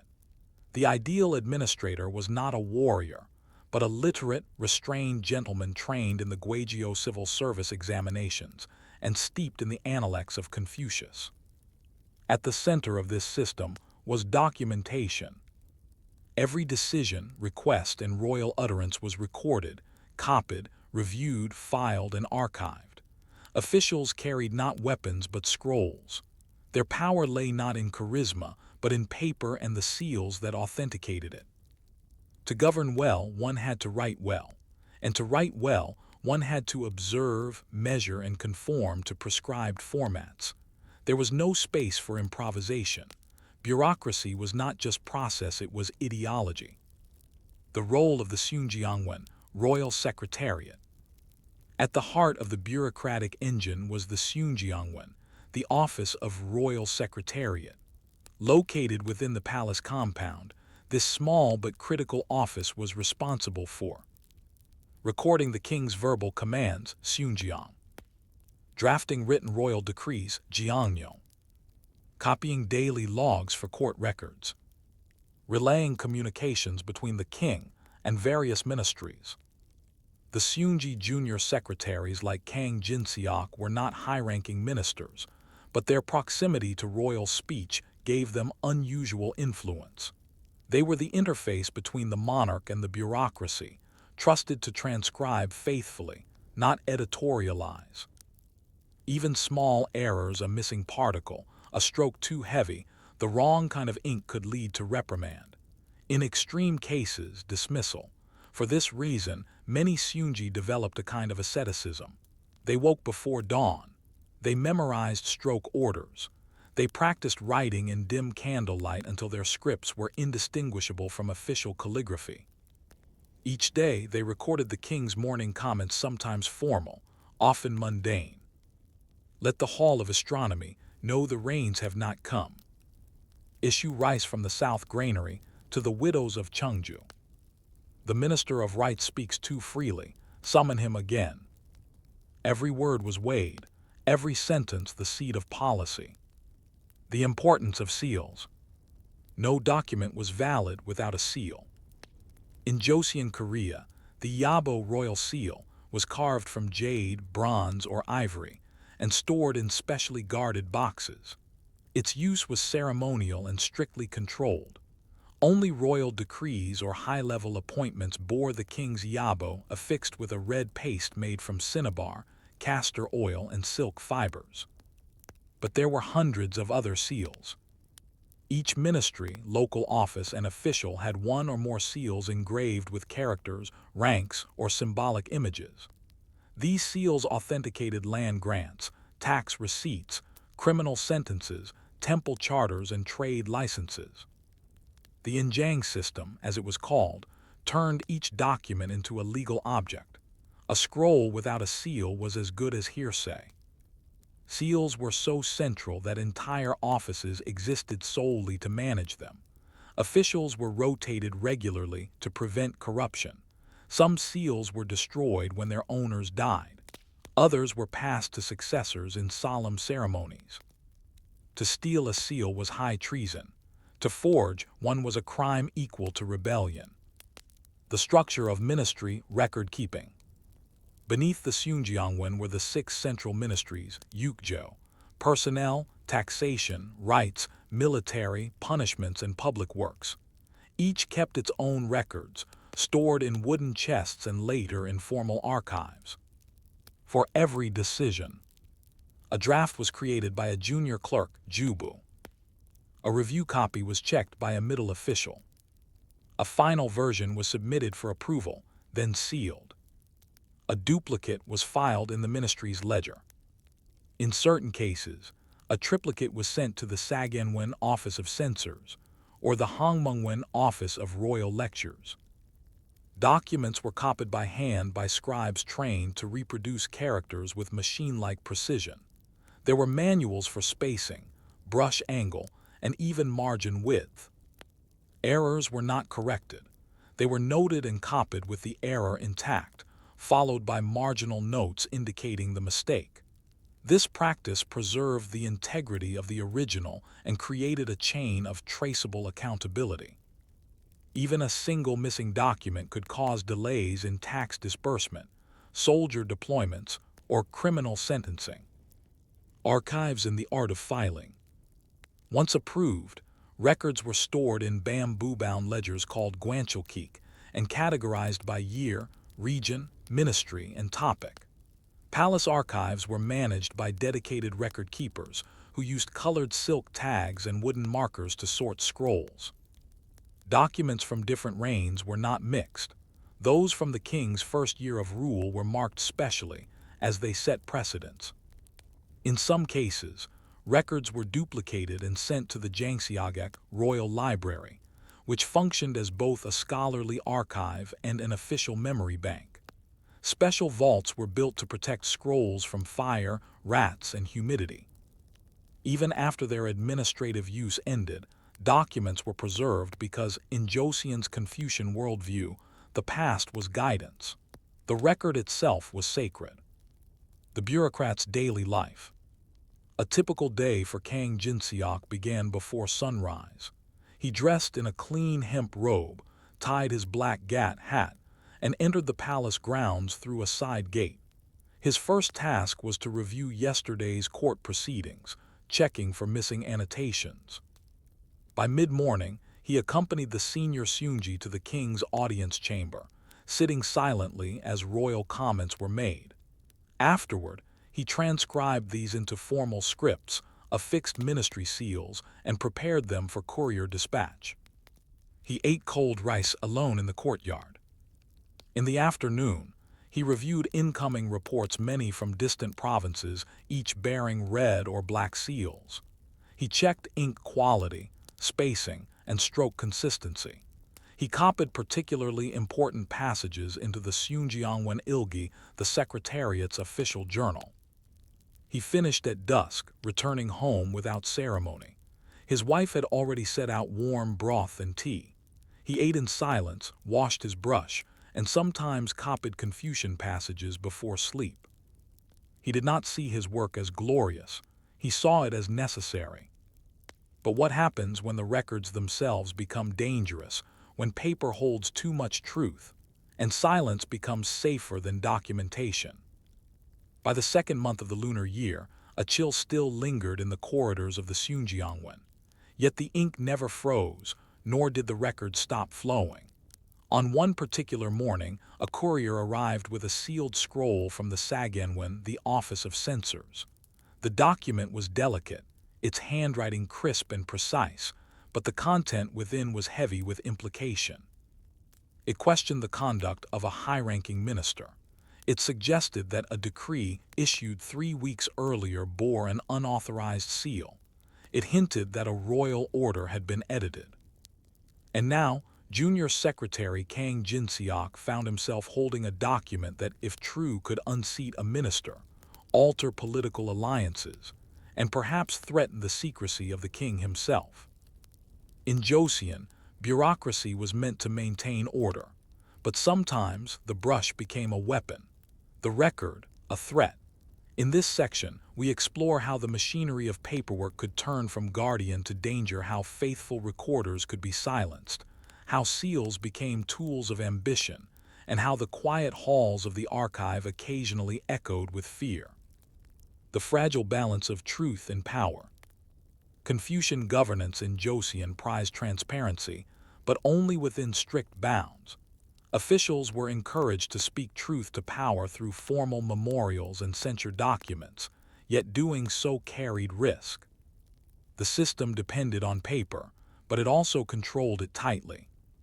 Royal diaries were confidential and carefully filtered before archival. Ministry records were stored under guard and not publicly accessible. Critical commentaries from the Sagenwen were reviewed before distribution. This structure allowed rulers to both promote accountability and suppress dissent. And when the king or powerful ministers wished to avoid scrutiny, the first casualty was often the document itself. There were multiple tools for this. Delayed filing. Directives might be carried out before being officially recorded. Seal reallocation. A different seal might be used to bypass ministerial review. Backdating. A document could be discovered after the fact, giving cover to an earlier action. Shredding or burning. Though rare, some documents were intentionally destroyed quietly and with plausible explanation. The bureaucracy was a temple of process, but it could also be made to look the other way. The Sagenwen and the role of surveillance. The Sagenwen, or Office of Censors, existed specifically to oversee moral conduct and administrative integrity. It was staffed by eloquent and fearless scholars who were, in theory, above factionalism. They monitored improper use of royal seals, irregular appointments or promotions, financial irregularities in land and tax records, ethical conduct of officials, including personal behavior. But the Sagenwen relied on documents to perform its duty. If those documents were incomplete, forged, or quietly omitted from the archive, the censors' hands were tied. This led to intense rivalries between ministries, each trying to shape what was recorded, when, and by whom. One famous case in 1613 involved a false charge of treason against Queen Inmok's family. Documents were altered, seals forged, secret directives issued and then destroyed. The scandal unraveled only after a Seungji secretly copied a directive before it was withdrawn. He was later executed, but his copy survived, and it changed the political landscape of the court. The politics of the royal seal. The Yabo royal seal was treated with sacred caution. Its impression on a scroll meant that the will of the king had been expressed, legitimized, and irrevocably formalized. But what if the seal had been misused? In times of factional struggle, particularly during the 16th and 17th centuries, possession of the seal itself became a political contest. Regents, royal consorts, or influential ministers sometimes attempted to use or withhold the seal to manipulate succession or policy. There are recorded incidents of false impressions created using counterfeit seals, delays in seal transfer between a dying monarch and his heir, missing seals, which caused administrative paralysis for days or weeks. In each case, clerks like Kang Jinseok were caught in the crossfire. Their role was to record, not decide. But when records became weapons, scribes became potential witnesses and thus liabilities. Secret copies and hidden archives. Despite the dangers, some officials took it upon themselves to preserve the truth. In addition to the Seungjeongwen Ilgi Diary of the Royal Secretariat, which was an official but restricted chronicle, there existed private ledgers kept by ministers and clerks, unofficial transcripts written in shorthand, later copied more formally, temple archives, where controversial documents were sometimes hidden under religious protection, family histories, in which descendants revealed suppressed truths about land grants, accusations, or exile. These hidden archives complicate our understanding of Joseon history. They show that the official record was only one version of events, a curated reality shaped by those in power. And yet, without the official archives, much would have been lost altogether. Even flawed, they preserved the shape of governance, the flow of command, the structure of society.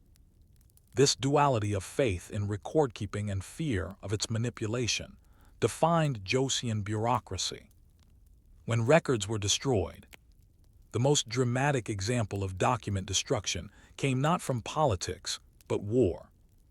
In 1592, during the Imjin War Japanese invasions, invading forces burned significant portions of the royal archive.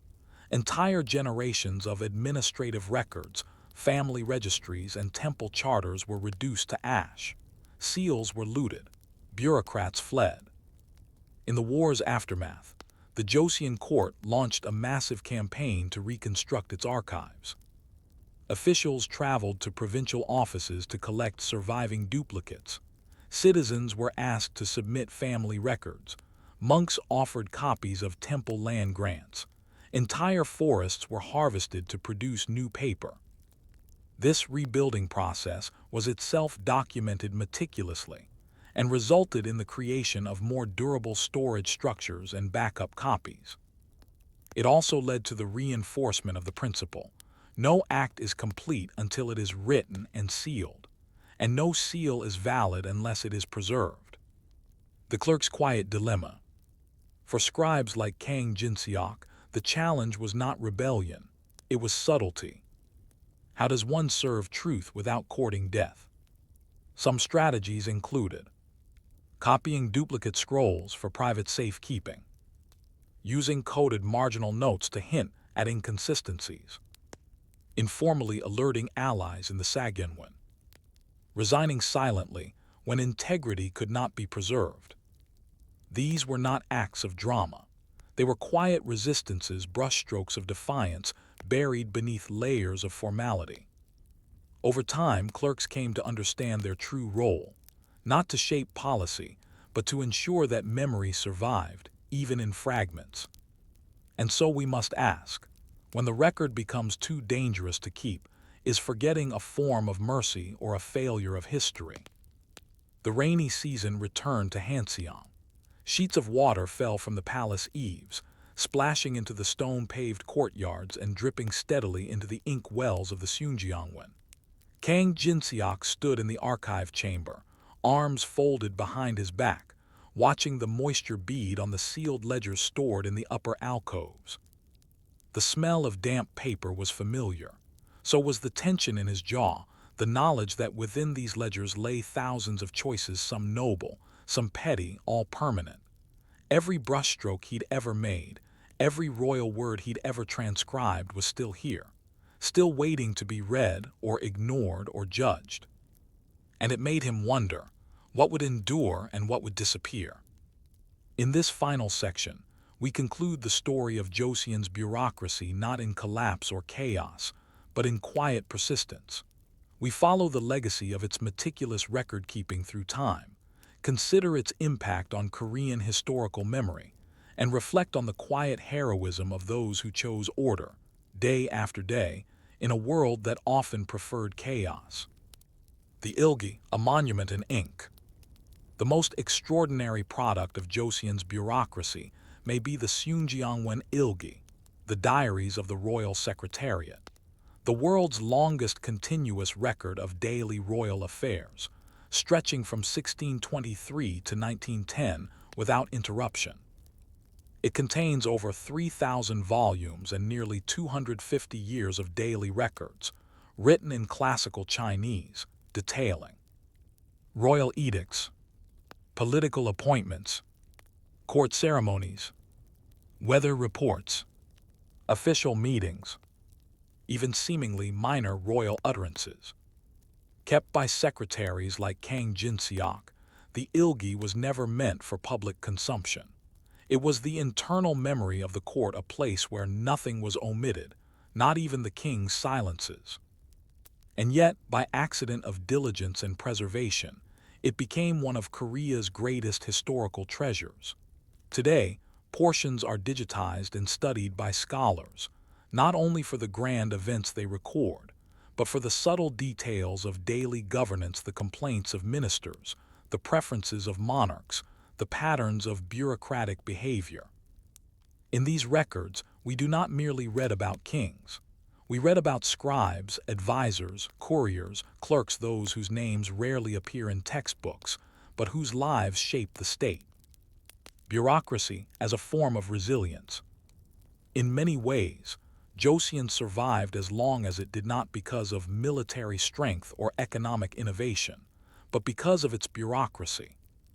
This system smoothed transitions between kings, provided checks on impulsive leadership, allowed regional administration to continue during wars, offered mechanisms for dissent and correction, at least in theory, created a durable cultural memory that outlived its rulers. The bureaucratic machine did not always serve justice. It was slow, prone to factionalism, and often more concerned with form than fairness. But it worked. It endured. It gave structure to a dynasty that spanned over 5 centuries. That structure of copying, sealing, storing, and reviewing was not glamorous. It was repetitive. But in that repetition, a civilization took shape. What the records reveal and conceal. Despite the volume and precision of Joseon's records, they are not total. Many things were deliberately left out. Personal emotions of bureaucrats, informal power dynamics within ministries, folk practices that shaped governance at the local level, voices of women, laborers, and the enslaved, who were largely absent from formal records. These omissions remind us that even the most complete bureaucratic memory is partial. The archivist does not preserve reality. He preserves the reality deemed appropriate for record. And yet, even through absence, we glimpse the contours of lives lived beneath the surface. A note about a delayed tax receipt hints at a famine. A minister's dismissal implies a failed faction. A royal order about silence in the temple hints at unrest. Paper speaks often quietly but persistently. The afterlife of the Joseon bureaucracy. When the Joseon dynasty fell in 1897 and Korea entered the era of empire, colonial rule, and war, many feared the loss of bureaucratic knowledge. Japanese occupiers confiscated or destroyed portions of the archives. Others were moved, hidden, or scattered. But remarkably, a significant portion of Joseon's documentary legacy survived. Today, they reside in the National Archives, the Kyujingak Institute, and the Jangseogek Library. And not only that, the values of the Joseon bureaucracy, rigorous documentation, meritocratic examination, legal formalism continue to influence modern Korean governance. The Republic of Korea still maintains one of the most robust archival and civil service systems in the world, shaped by centuries of ink and ritual. Reflection: the clerks who held a kingdom together. What did Kang Jinseok see in the final years of his service? Probably not glory, perhaps not even gratitude. He would have returned home each night with an aching back and ink-stained sleeves, uncertain whether the page he copied would ever matter. But it did. Each document transcribed, sealed, filed became a thread in a vast tapestry. He preserved the memory of decisions both wise and foolish. He gave form to power, boundaries to ambition, and continuity to chaos. He, and thousands like him, gave their lives to the belief that order was sacred. Not perfection, not heroism, just order.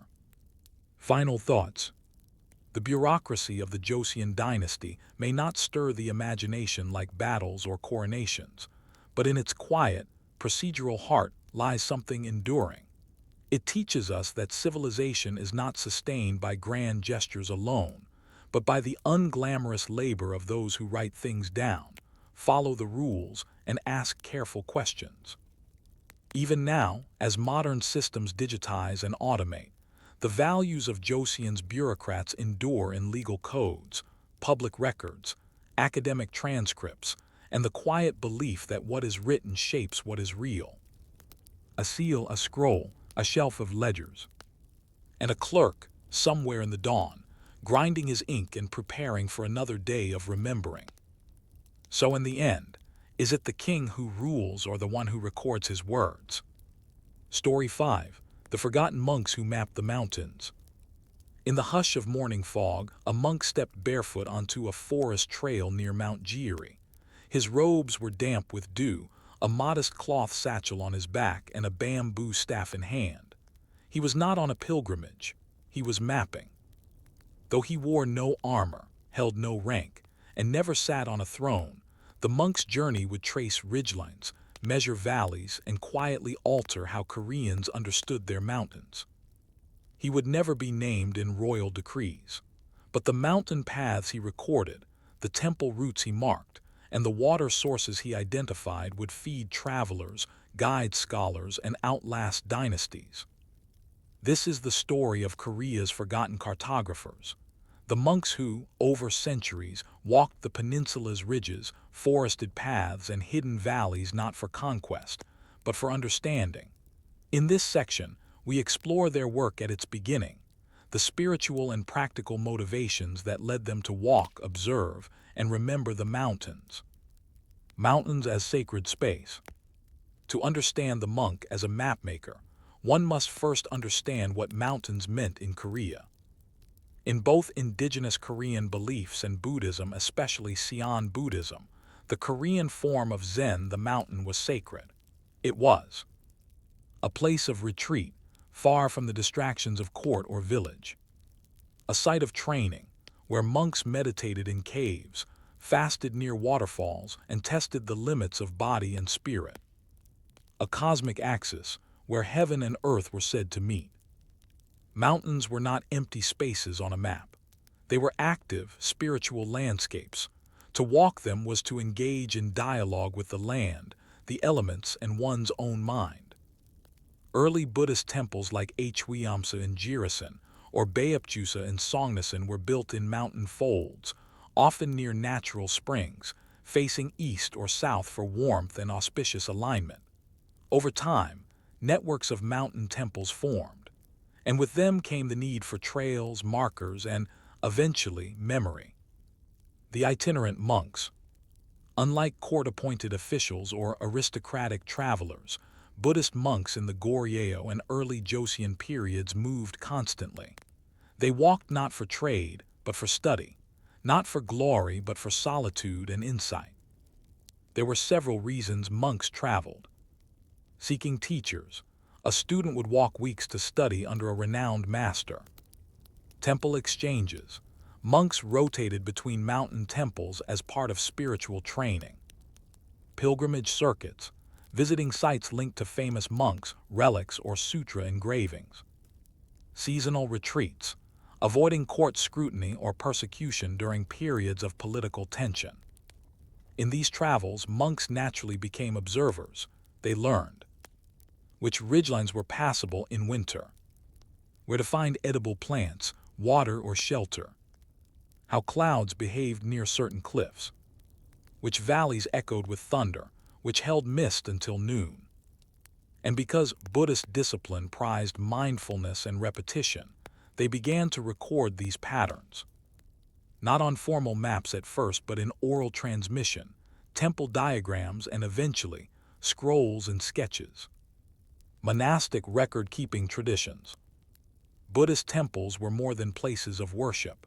They were knowledge centers, with monks trained in literacy, medicine, astronomy, and geography. From as early as the unified Silla period, temples kept logs, Gangwon Ilgi, detailing daily weather and seasonal changes, notes on trails, flooding, and landslides, reports from traveling monks on temple conditions or closures, sketches of temple layouts, sometimes including surrounding terrain. These records weren't maps in the Western sense.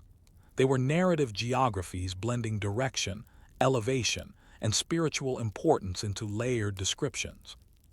For example, a record might say, 3 valleys east of Beopjusa, The third holds a stone spring drinkable in drought. Past that the mountain rises sharply, north-facing slope shaded even in summer. Beware snakes in the lower fern thickets. This was not cartography for conquest. It was cartography for survival and for enlightenment. Trail markers and wayfinding. In areas where maps couldn't go, monks used physical markers. Stacked stones siaktep on ridgelands. Prayer flags or sutra slips tied to trees. Charcoal marks on rock faces. Sutra inscriptions carved into boulders. These waypoints guided not only monks, but pilgrims and even bandits, anyone who walked the hidden arteries of the mountains. Temple-to-temple paths, known as Beopto, Dharma roads, were rarely shown on official maps, but they existed. Monks kept mental maps of routes between places like Hiinsa, Tungdosa, and Naksansa. These paths avoided royal checkpoints, crossed rivers with hidden footbridges, and bypassed areas controlled by hostile officials or dangerous wildlife. This underground geography formed a kind of spiritual infrastructure, invisible to the court, but vital to those who lived by it. Influence beyond the Sangha. Eventually, these monastic knowledge systems began to influence laypeople. Herbalists consulted monks for information on mountain plants and terrain. Hermits and Confucian scholars, seeking solitude, asked monks for guidance to suitable retreats.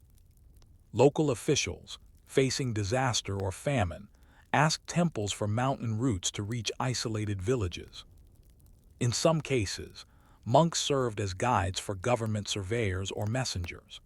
Their knowledge was too deep to ignore even by rulers suspicious of Buddhist influence. Despite official Confucian dominance during Joseon, the mountain knowledge of monks remained indispensable. Some temples were even spared during anti-Buddhist purges because of the strategic or environmental knowledge held by their residents. A landscape of the mind. To the monk walking through fog, mapping was not merely technical, it was meditative. Every step was an opportunity to observe suffering, impermanence, and the interdependence of things. A broken branch revealed a recent storm. A changed bird call signaled shifting weather. A boulder moved an inch meant the ground beneath had shifted. Their maps, when drawn, were not only of mountains but of awareness itself. It is perhaps why so few of their names are recorded. The point was never glory. It was to serve others, and to walk the path literally and spiritually until it was absorbed into the soles of the feet and the breath of the forest. But what happens when others, warriors, rulers, invaders, begin to follow these same paths, not to pray but to conquer? Can a sacred trail remain pure once its map is copied by a soldier's hand? By the late 16th century, the calm sanctity of the mountains began to tremble not from earthquakes or storms, but from politics, foreign threats, and war. What had once been quiet forested trails marked by monks, footsteps were now trampled by soldiers, scouts, and surveyors. Monastic trail knowledge, once spiritual, now increasingly practical, began to find its way into state interests.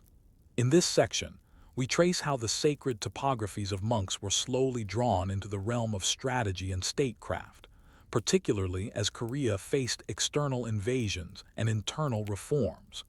We examine how Buddhist geography quietly became national geography. The Imjin War and the loss of secrecy. In 1592, Japanese forces under Toyotomi Hideyoshi launched a full-scale invasion of Korea, the Imjin War.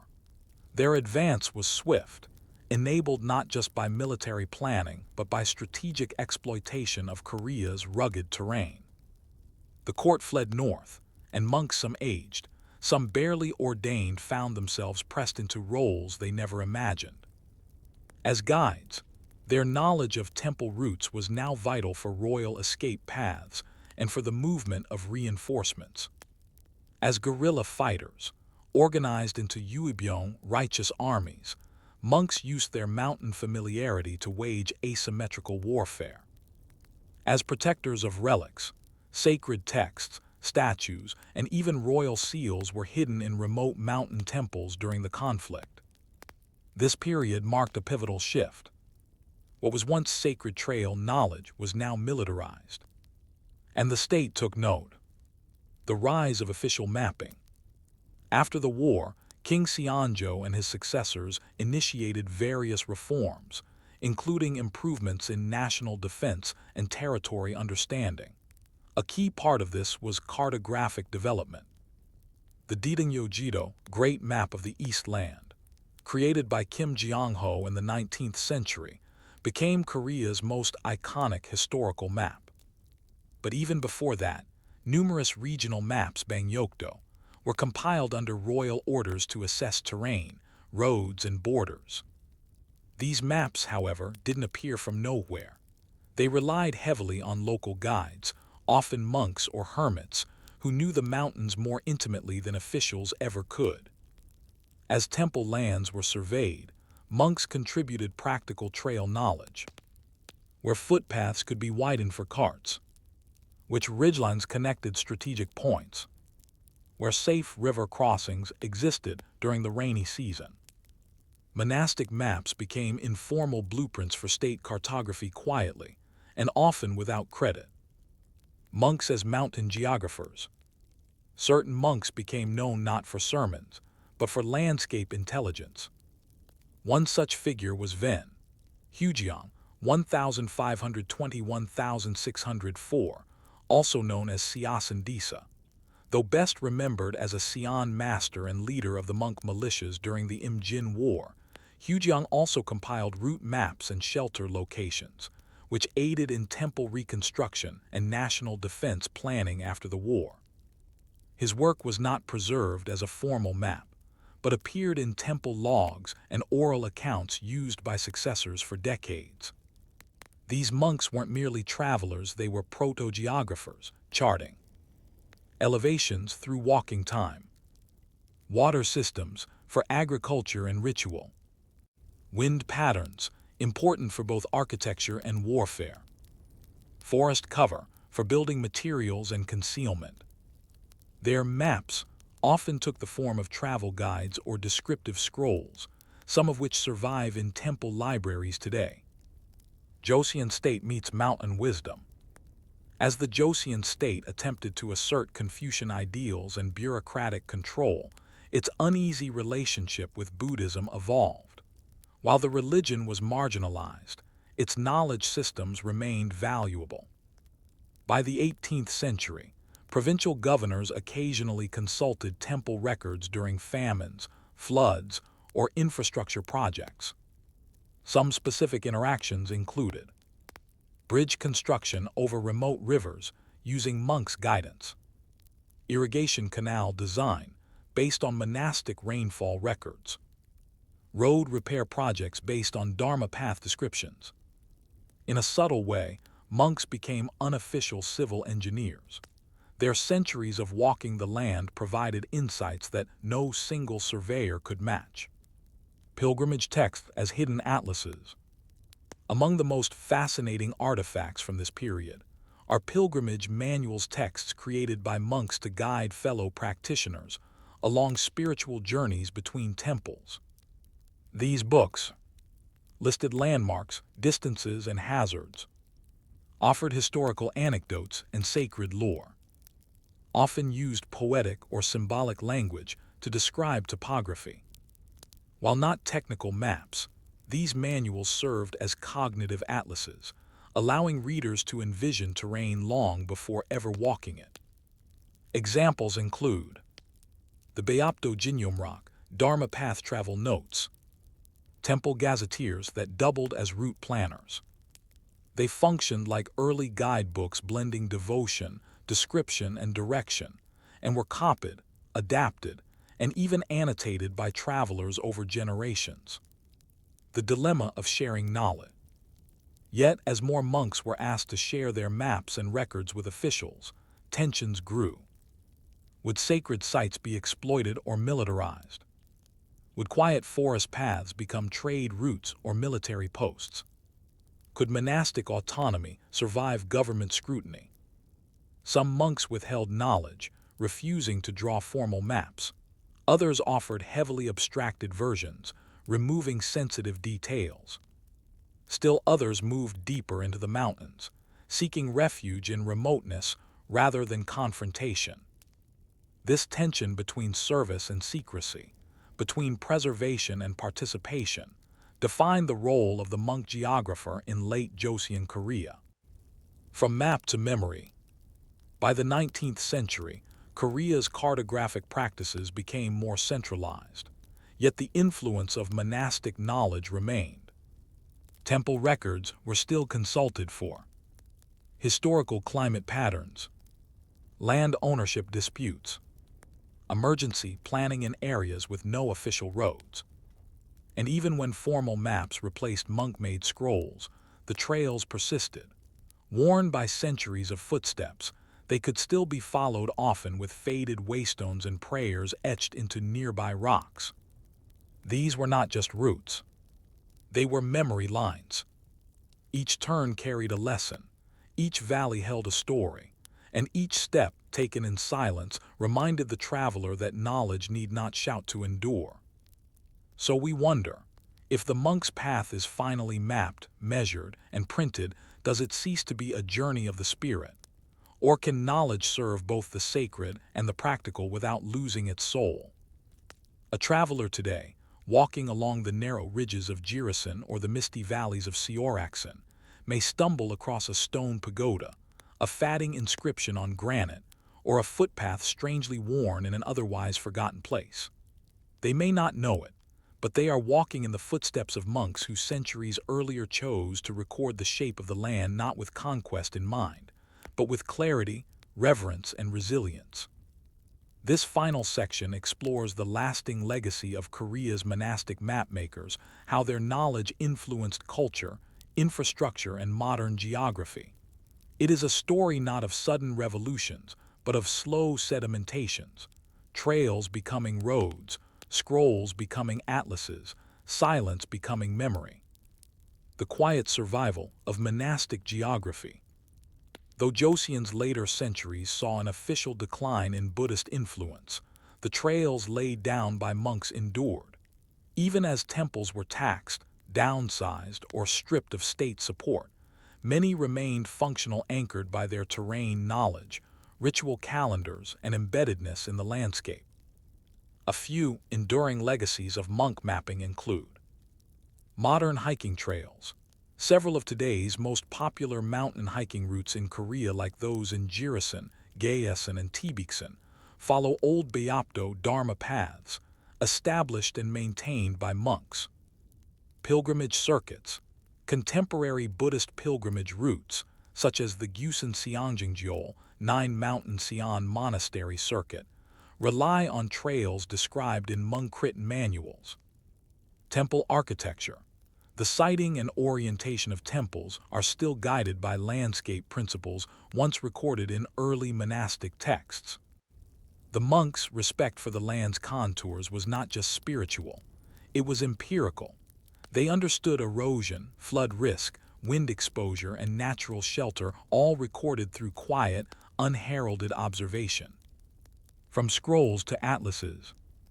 Although most monk-made maps were never formalized into courtly atlases, some did influence the broader development of Korean cartography. The renowned Didingyo by Kim Jeong-ho, published in 1861, is thought to have drawn on temple route knowledge either directly or through informants familiar with mountain travel. Regional maps from the 18th century occasionally bear annotations referencing temples as key landmarks, especially in otherwise unmapped terrain. Even in literature, the presence of mountains as repositories of wisdom and hidden knowledge can be traced back to this mapping tradition. In classical Korean poetry, mountain trails are metaphors for enlightenment and resistance, echoing the monks' dual roles as seekers and survivors. Their scrolls, some preserved in temple libraries, others recopied in lay collections, contain more than spiritual teachings. They hold terrain memory encoded in symbols, notes, and direction poems. Knowledge as a spiritual practice. For monks, mapping was never just about wayfinding. It was a form of mindfulness, a discipline. Each trail walked was a chance to test endurance and observe impermanence. Rocks shifted, streams dried, new growth swallowed old paths. Rather than lament this, monks saw it as a teaching. The map was never fixed. It changed as the mountain changed. Thus, their geography was not frozen in paper, it was renewed by each journey. Even today, certain temples teach novice monks to walk these trails blindfolded, relying on memory, breath, and sound. They do this not to sharpen military skill, but to deepen awareness. The path itself is the teacher. The modern echo of monastic trailwork.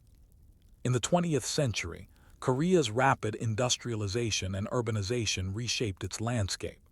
Roads replaced trails, temples were rebuilt in concrete, and GPS replaced hand-drawn maps.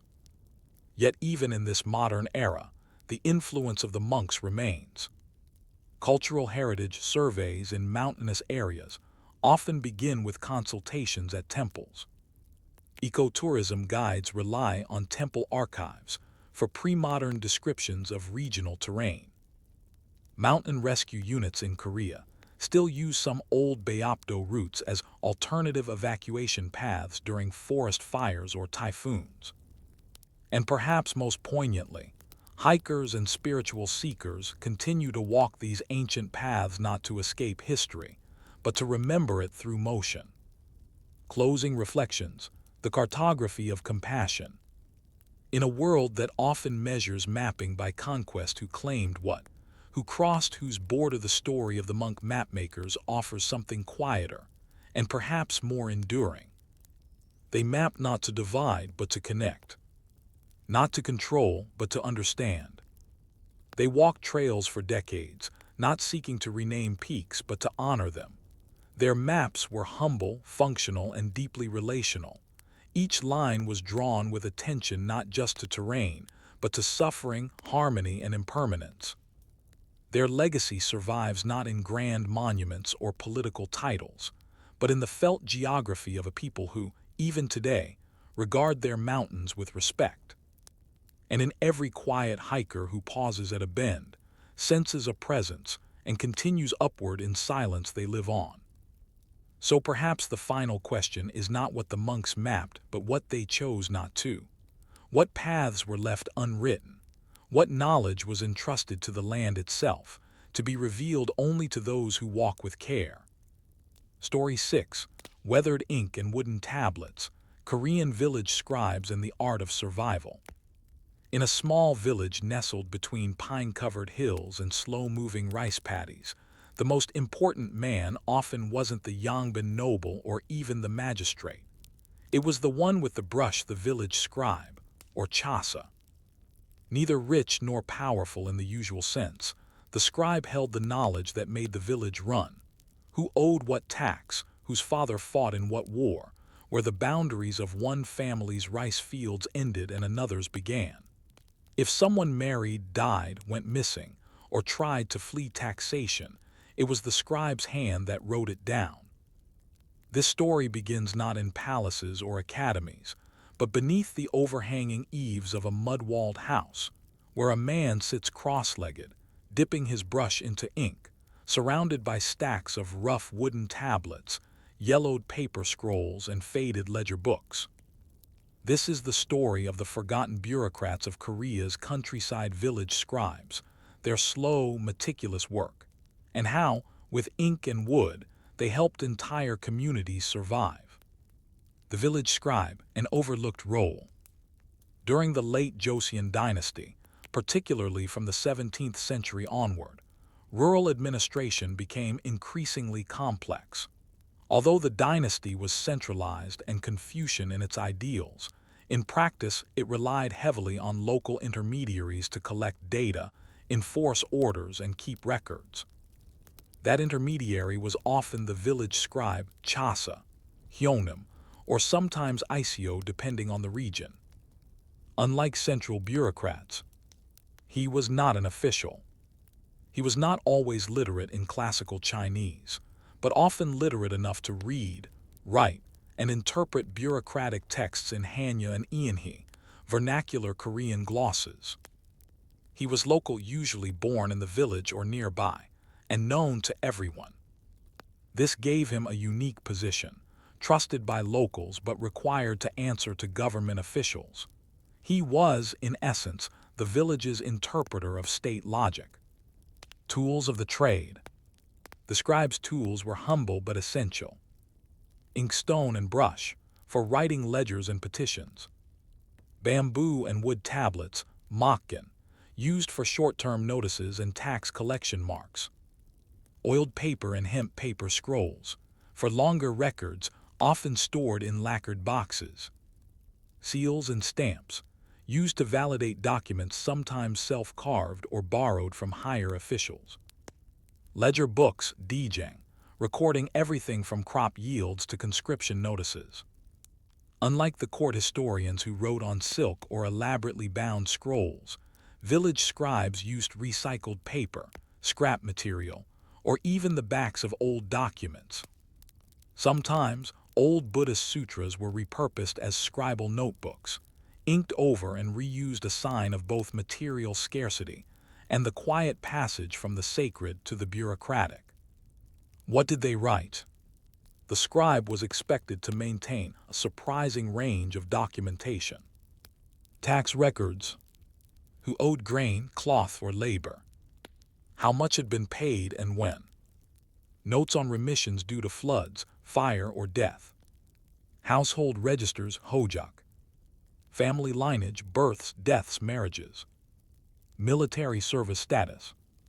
Changes in social status, e.g., slaves, commoners, or Yangban pretenders. Boundary disputes. Hand-sketched maps of rice paddies. Witness accounts scribbled in margins. Old agreements copied from ancestor records. Petitions and complaints. Appeals written on behalf of widows, tenants, or debtors. Accusations of theft, infidelity, or abuse. Weather diaries, yes, even at the village level. Records of rainfall, frost, droughts. Notes on locusts, strange cloud formation, or rumors of celestial omens. These records were not just bureaucratic, they were life-saving. If a crop failed and there was no ledger noting last year's hardship, the tax would still be due. If a conscription officer arrived and no exemption was recorded, a family could lose its only son. In ink, the scribe protected the living. The scribe in the land. Much of the scribe's time was spent walking. He measured fields with rope, attended land disputes in person, and double-checked harvests when villagers tried to underreport. His memory of who owned what, who owed what, and which stream marked which boundary was often more reliable than any document. But this made him a target too. Bribed by landowners to adjust figures. Threatened by peasants during famine years. Distrusted by state officials if records seemed too favorable to locals. Some scribes played both sides. Others tried to remain neutral, loyal to the facts. But in a system built on fragile trust and chronic scarcity, neutrality was itself a risk. Scribes and survival strategies. Villagers often relied on scribes for strategies of survival. Ghost entries, adding dead relatives to household registries to lower tax per person. Paper erasures, quietly omitting a son's name to avoid military conscription. Weather logs, emphasizing the severity of storms to justify tax relief. These weren't always deceptions, they were negotiated adaptations. The state wanted grain, the village wanted survival. The scribe stood between them, brush in hand. He became a kind of moral broker, deciding when to stretch the truth and when to hold firm. A good scribe didn't just record reality. He shaped it, subtly and silently, in service of his community. Training the next scribe. Because the position was unofficial, there was no formal academy for village scribes. Knowledge was passed through. Apprenticeships. A younger literate man might shadow the elder scribe. Local Confucian schools, where boys learned basic characters and administrative formulae. Temple study. In areas with Buddhist influence, monks sometimes taught village scribes to read and write, especially when Confucian academies were distant or elite-controlled. Sometimes the job became hereditary. Sometimes it passed to an ambitious youth who impressed an elder, and sometimes, during crises, it was taken up by whoever could read.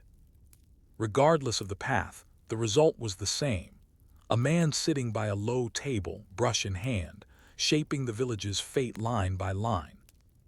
But what happened when this system built on memory, trust, and fragile paper met the tides of reform, modernization, and colonial scrutiny?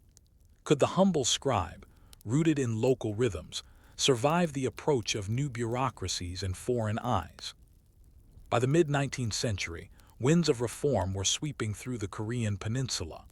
Foreign ships hovered at the coasts. Internal unrest brewed with increasing frequency. And within the small, tightly wound villages that dotted Korea's mountains and plains, the quiet work of the scribe, once seen as mundane and necessary, began to come under scrutiny. In this section, we follow the story of the village scribe as he is drawn into a changing world, one of national tax reform, growing state centralization, the arrival of Western technologies, and finally, the looming shadow of empire. It is the story of paper meeting print and brush meeting bureaucracy. The decline of local autonomy. During most of the Joseon dynasty, rural administration was heavily reliant on semi-autonomous local figures. The scribe, while technically subordinate to government magistrates, operated with a wide margin of discretion. But this began to shift in the late 1800s, especially during the Gabo reforms, 1894–1896, which aimed to modernize Korea's administration under growing pressure from both internal movements and external powers, including Japan and Qing China. These reforms included standardization of land taxes, abolition of class-based tax exemptions, formal registration of population and property under central authority. To reformers, the traditional scribal system was unreliable and opaque, too prone to favoritism, bribes, and imprecise record-keeping. To villagers, the reforms threatened the quiet agreements, adjustments, and mutual understandings that scribes had long negotiated on their behalf. And to the scribes themselves, the reforms were both a threat and a test of adaptability. From scroll to form. One of the earliest and most jarring changes for village scribes was the transition from handwritten ledgers to standardized forms. No longer could a scribe describe a flood in the margins or explain a poor harvest with a paragraph of context. Now, they were expected to fill out printed population forms, submit tabular land tax sheets with exact plot measurements, use numerical codes in place of descriptive notations. Many scribes resisted not out of ignorance, but because the new forms lacked space for nuance. A family that had 3 mouths to feed and 1 sickly ox could not be neatly captured in a box. This shift mirrored broader changes across East Asia at the time. But in Korea, where local systems had remained relatively stable for centuries, the disruption was deeply felt. Audits, inspectors, and accountability. With reform came a new breed of figure, the state auditor. These men, often trained in Seoul or sent by provincial capitals, arrived in villages with ledgers in hand, demanding clean records, accurate accounts, and timely compliance. For the scribe, this meant new risks. Mistakes could result in dismissal, fines, or punishment. Loss of discretion. Appeals or adjustments had to be justified not in conversation, but in documentation. Competition. Younger, formally trained scribes began to replace elder ones who could not keep pace with reform demands. Some scribes adapted, learning to mirror the language of the new forms while still quietly advocating for their communities. Others were pushed aside, their knowledge deemed obsolete. And a few vanished entirely, lost in the swelling tides of modernization, resistance, and quiet defiance. Yet not all villages submitted quietly to the bureaucratic shift. In some areas, scribes delayed reporting, citing illness or poor weather. Old records were lost in fire, buying time to renegotiate taxes. Informal record books were kept alongside official ones, one for the state, one for the village. This dual record system allowed scribes to maintain a parallel truth, the one demanded by the state and the one lived by the people. Of course, such practices were risky. If discovered, the consequences could be severe.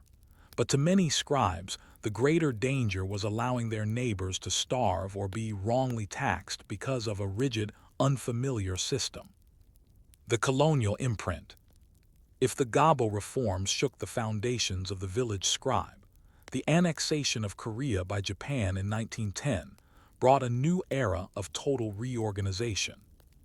Under Japanese colonial rule, all land ownership had to be registered under the Land Survey Project, 1910-1918, which sought to formalize property boundaries and tax liabilities. New official scribes were appointed, and often trained in Japanese administrative methods. Korean language ledgers were replaced by bilingual or Japanese-only documents. The traditional brush and ink methods were slowly phased out in favor of pens and stamps, dictated from colonial offices. The result, a nearly complete deinstitutionalization of the traditional village scribe. In some cases, former scribes were hired as assistants or interpreters. In others, they became redundant, replaced by younger, Japanese-trained clerks. Their wooden tablets and weathered diaries were discarded or stored away in family trunks. What had once been living documents of adaptation and resilience were now seen as unscientific, imprecise, and unnecessary. What was lost and preserved? While the colonial bureaucracy achieved what the Joseon court never could, the dismantling of autonomous village record-keeping, it did not erase memory. In quiet corners of Korea, weathered diaries were preserved, passed down through families who still recalled the floods of 1853 or the frost of 1907. Scribal formulas survived in oral tradition, recited by elders who once served as scribes' apprentices. Wooden tablets were repurposed, sometimes used as firewood, sometimes saved in attics like relics. Some scribes even began writing memoirs in the 1920s and 30s, reminiscing about the old way, lamenting the loss of community discretion, and noting the growing distance between people and their paper selves. But when the colonial period ended and modern Korea began to rebuild, could anything of the scribes' memory survive in a world of typewriters, stamps, and standardized forms? Could the ink of one man's hand still matter in a nation now ruled by machines and ministries? When the ink dried and the brush was set down for the last time, the scribes faded into the peripheries of history. No monuments were raised in their honor. No royal titles enshrined their names. And yet, in many ways, the modern Korean state rests on their quiet legacy, on the meticulous village records, the practical ethics of local negotiation, and the community knowledge stored not in archives, but in memories. In this final section, we examine the echoes of the village scribe's role through the 20th century, the rediscovery of their documents in recent decades, and the surprising ways in which their legacy persists in how Korea remembers, organizes, and governs itself even today. Archiving the margins. After Korea's liberation in 1945, a wave of institutional change swept the nation. The new republic needed data, documentation, and standardization. Yet for many rural communities, the most complete and continuous records were not in government offices, they were in private trunks, temple boxes, and family books, many written by now retired or deceased scribes. Historians, Anthropologists and government surveyors began collecting these materials in the 1960s, 1980s. What they found was remarkable. Weather records stretching back 150 years, noting droughts, locusts, eclipses, and ice depths. Family registers more detailed than any state census. Petition drafts that revealed how villagers negotiated collective exemptions, forged compromise with landlords, or resisted unjust officials. Land boundary sketches that matched modern GIS data with uncanny accuracy. These discoveries reshaped how scholars understood Joseon and colonial-era Korean society, not just as systems imposed from the top, but as lived worlds, maintained and remembered from the bottom up. Memory carriers, the last living scribes. By the late 20th century, a few former village scribes were still alive, elderly men in rural areas who had learned their craft before Japanese annexation, or during the brief transitional years of the Korean Empire. Interviews with these men revealed a lingering pride in their work, even when unacknowledged. Detailed recollections of the rituals of record-keeping, rising early to brush ink, writing with precision, and reading aloud to village elders before sealing a document. Stories of quiet resistance during Japanese rule, adjusting figures to protect tenant farmers, concealing names from police lists, or filing appeals written in a blend of Korean, classical Chinese, and coded village symbols. For many of these elders, their ledgers were not just tools, they were witnesses to famine, to war, to injustice, and to survival. Legacy in modern governance. Although the role of the village scribe formally disappeared, echoes of it remain embedded in contemporary Korean institutions. The Haju system, abolished in 2008, preserved aspects of scribal family registration logic.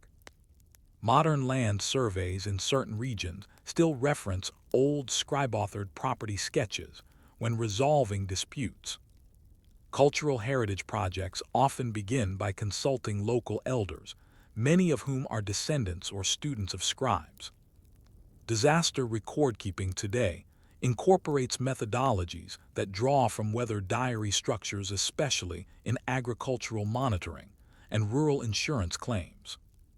Moreover, the idea of a community archivist, someone known, trusted, and literate, responsible for memory, has returned in new forms. Digital literacy workers, citizen historians, and village documentation initiatives. Ink as a form of resistance. What defines the scribe's legacy is not just administrative function, but ethics. For centuries, Korean village scribes operated in a space of tension between state mandates and community survival, between official documentation and moral truth, between rigid forms and flexible realities. And in choosing, again and again, to document the world as it was weathered, unfair, beautiful, brutal, they laid the groundwork for a Korean tradition of quiet resistance. They were not rebels in the usual sense, but by choosing which names to include, which events to record, and which words to use, they influenced how the state understood the people and how the people understood themselves. In a society shaped by war, occupation, and rapid modernization, their form of resistance through record-keeping remains among the most profound. The return of the ledger. In recent years, interest in Korea's boring history has grown. Scholars and documentary filmmakers are turning to local archives once dismissed as trivial, handwritten weather journals as early climate data, scribal accounts of disputes as insights into pre-modern justice systems. These documents are now being digitized, translated, and analyzed, bringing the scribe's voice, once marginal, into the center of historical inquiry. And in a strange twist of fate, many of the records once deemed unofficial or primitive are now valued as unique, irreplaceable cultural heritage. What was once ordinary ink on paper, rice field boundary notes, A widow's petition is now extraordinary. Final reflections, writing in the shadows. The story of the Korean village scribe is not a dramatic epic. There are no sword fights or palace intrigues, no royal decrees or battlefield triumphs. It is a story written in ink, so faint it nearly disappeared, preserved not by force, but by habit, trust, and quiet care. And yet, in the brushstrokes of these forgotten men, lies a different kind of heroism. The patience to record every name. The courage to write the truth, even when inconvenient. The wisdom to know when the form mattered, and when the person mattered more. Their names may not appear in textbooks, but their work shaped what those books could contain. And even now, their legacy lives on each time a community remembers, not through monuments, but through memory, method, and care.